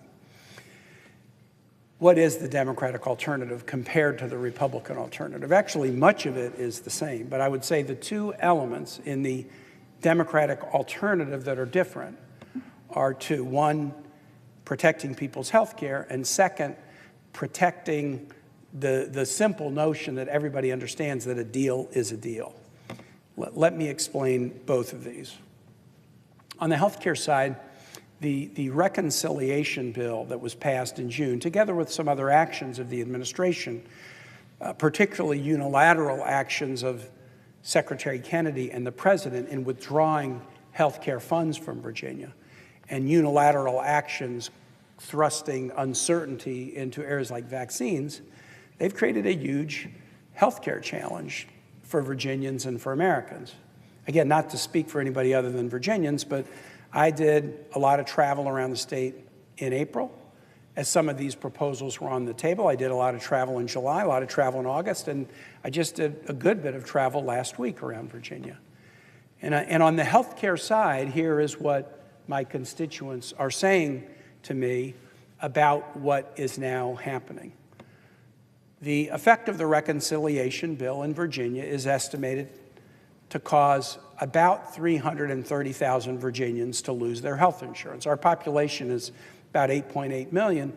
330,000 people losing health insurance is not a small number. This is a big, big deal. And that number of people who lose their health insurance are essentially what I call the top layer of a 5-layer cake of consequences to these health care bills. That's consequence one, people lose insurance. Consequence two is people who have insurance see their premiums go up dramatically. Premium notices are coming out from insurance companies in Virginia, and they're suggesting that premiums this year in Virginia will go up by at least 20%. Why does that happen? There's two reasons. The reconciliation bill that was passed by the Republicans in June phased out premium support for low and middle income people buying health insurance on the exchanges. The Republican bill extended tax cuts for the wealthiest, but phased out premium support for low and middle income people in buying health insurance. So that causes premiums to go up. And the second thing that causes premiums to go up is when you increase the number of people with no insurance, they go to the emergency room and they're not able to pay. And so providers provide treatment, but then they have to charge that off to somebody, and it tends to get charged off to people who have health insurance. And so the combined effect of ACA premium support going away and a whole lot of free care that has to be paid for by somebody causes insurance rates to increase. This is happening in Virginia. It's happening around the country. So that's the second layer of the 5-layer cake of consequences of what happens when the reconciliation bill passes. The third layer is this, and this is a really, really troubling one. Providers close down. Hospitals and clinics close down. When Medicaid is affected, particularly hospitals for whom Medicaid is a huge portion of the revenue stream coming into the hospital, find that they can't make it work. A national organization that looks at hospital fiscal soundness has put about 300 hospitals in the United States on a list of hospitals that are in danger because of the Medicaid cuts, and 6 of those hospitals are in Virginia, and they're all in rural Virginia. Rural Virginia tends to be a little bit older than the rest of Virginia and tends to have a little bit higher Medicaid population than the rest of Virginia. So the hospitals that are endangered by the reconciliation bill are rural hospitals. And it's not just hospitals that are on a list of potential closure.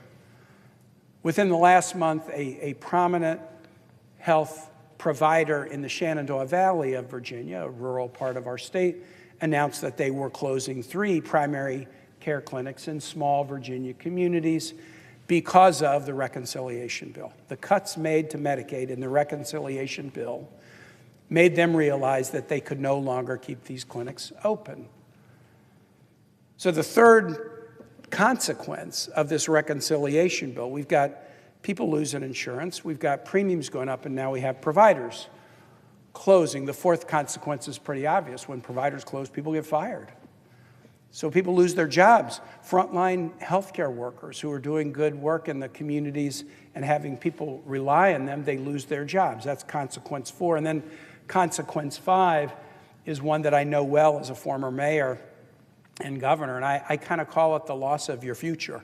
It's one thing to lose your health insurance, and it's one thing to pay more, and it's one thing to lose your provider, and it's one thing to lose your job. But if you are a mayor or a chairman of a county board of supervisors or a governor for that matter, and you're trying to encourage economic development, a new business to move into a part of the state, or a business that is in a part of the state to expand, a question you're going to get asked is, tell me about the healthcare network in this community. I may be moving executives here. I'm going to be trying to hire people here. And if you have to look them in the eye and say, we used to have a hospital, but we don't now. Or we had primary clinics that have closed down, and now you have to drive farther to get primary medical care. I can tell you, I have been in economic development discussions with businesses over the course of my 31 years in public life and seen the lights just go out in their eye. You know, you've just told me something that has convinced me I may not know where I'm going, but I know where I'm not going. And one of the quickest things you can do to turn that light off is to make a prospect worried about whether the employees and executives and their families will have access to good health care. And so on the health care piece of this, Mr. President, what Democrats are asking for by way of an alternative, not a non-negotiable, but by way of an alternative, is let's go into the changes that were made in the reconciliation bill and fix them. I have Republican colleagues who say we don't want to completely reverse them because there's some things about the ACA premium tax subsidy we don't like. We'd like to design them differently. We'd like to negotiate, and I'm completely open to that. But I do think we ought to try to fix them. And I am heartened that a number of Republican colleagues have said, you're right, we should do that. Now, Mr. President, I have said to my Republican colleagues, coming up with a fix, even if both sides want to fix, I know this is not going to be like a snap decision. There's details. You got to dot I's. You got to cross T's. You have to analyze what the downstream consequences of any changes or fix are. I know that that is a substantive discussion where the details matter, and I'm not expecting that we would all reach an agreement immediately. So on the first point, where the Democratic proposal is different than the Republican proposal, I fully expect that this would be a negotiation that would take some time, and we needn't wait to open the government until that negotiation is completely done. We should commit to the negotiation and get in the middle of it and sit around the table and figure it out. But we needn't wait. In my view, again, this is me, not the caucus, not anybody else. This is me. We needn't solve the entire problem in order to reach a position where we fund government and reopen it. We can do it over the course of a time period that I think is being discussed in this body. The second feature of the Democratic proposal that is important to reach an accord on, I believe, is a simple notion that a deal is a deal. A deal is a deal. If we reach a funding agreement, and some have characterized the Republican proposal as a clean CR, but I would actually say it's not a clean CR unless you are guaranteed that the parties will honor it. Whatever we do, if we do something for 30 days or if we do something for 45 days, I think it is only fair to ask that a deal be a deal, that Congress fully live up to it, but the White House fully live up to it as well. We've seen throughout this year already congressional deals undone by the president unilaterally. Tens of thousands of people fired. Economic development projects that had been announced and celebrated canceled. Funds to public health agencies taken back. Again and again and again, we've seen in Virginia unilateral actions taken by the president that, in our view, undo what Congress and the White House had agreed to in previous budget resolutions. And so it's not unreasonable for us to say, well, if we're going to do a short-term, CR to try to find the path to a full-year appropriations bill, we would just want an agreement during that 30 or 45 days, whatever it is, that a deal is a deal. That we not write it, agree to it, celebrate reopening government, and then have President Trump on day 2 start to fire a whole lot of people, or claw back more money from the Virginia Department of Health, or cancel more economic development projects in Virginia. Let's just say a deal is a deal. Congress will live by our piece of it, and the White House will live by its piece of it. Virginians get this. I was traveling around this weekend, and Virginians do not want government to be closed. They want it open.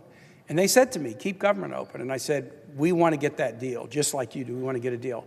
But if I said to Virginians, and on that deal, Congress should live up to it, right? Right. And on that deal, the president should live up to it, right? Right. People get that a deal is a deal. It's not a complicated theory of government or an argument about democracy. It's just basic fairness that when parties reach an agreement and shake hands, that both parties have to honor it. And so what I am looking for very significantly in these discussions is an agreement for the White House that whatever the short-term period is, they will not take punitive actions against my state, against the state of Indiana, against the city of New York, or against anyone, or against any particular program that is part of a congressional appropriations bill that's already in process, that they will not selectively pick out programs to attack or individuals to fire during the course of that agreement. Now, I think we have to have that longer discussion about an ultimate year-long appropriations bill about a deal is a deal. But all I'm looking for here, and all Virginians are looking for here, is that we would reach that agreement during the pendency of some short-term CR as we try to negotiate a full-year agreement. We can do this. We can do this. We ought to do it. For a reason of fiscal conservatism, during the last shutdown in 2018, 2019, I was able to sort of strategically put a bill on the floor on a day much like today, a Thursday during a shutdown, and get colleagues to unanimously agree with the principle that in the event of any shutdown, federal employees would get back pay. It used to be in the old days, if there was a shutdown, you had to fight about back pay after, but now there's a back pay guarantee. When there is a shutdown, people are guaranteed back pay. And so that makes shutdowns really foolish. Like, you're going to shut down, you're going to lock people out of their office, you're going to tell them they can't do the work, and then you're going to write them a paycheck anyway. The fiscally conservative answer when there is a back pay guarantee is to end this quickly so people can go back in their office and serve their fellow Americans. The fact that we, I believe, have narrowed the point of division down to, can we find a path forward to negotiate healthcare fixes even if we don't agree on all the details right now? And can we reach an agreement that a deal is a deal, which is a reasonable request? I believe those are the two issues that are on the table, and they are issues that we are eminently capable of solving, and solving very soon. And I'm going to do everything I can with my colleagues on both sides of the aisle to make sure that we do. And with that, Mr. President, I thank you and I yield the floor.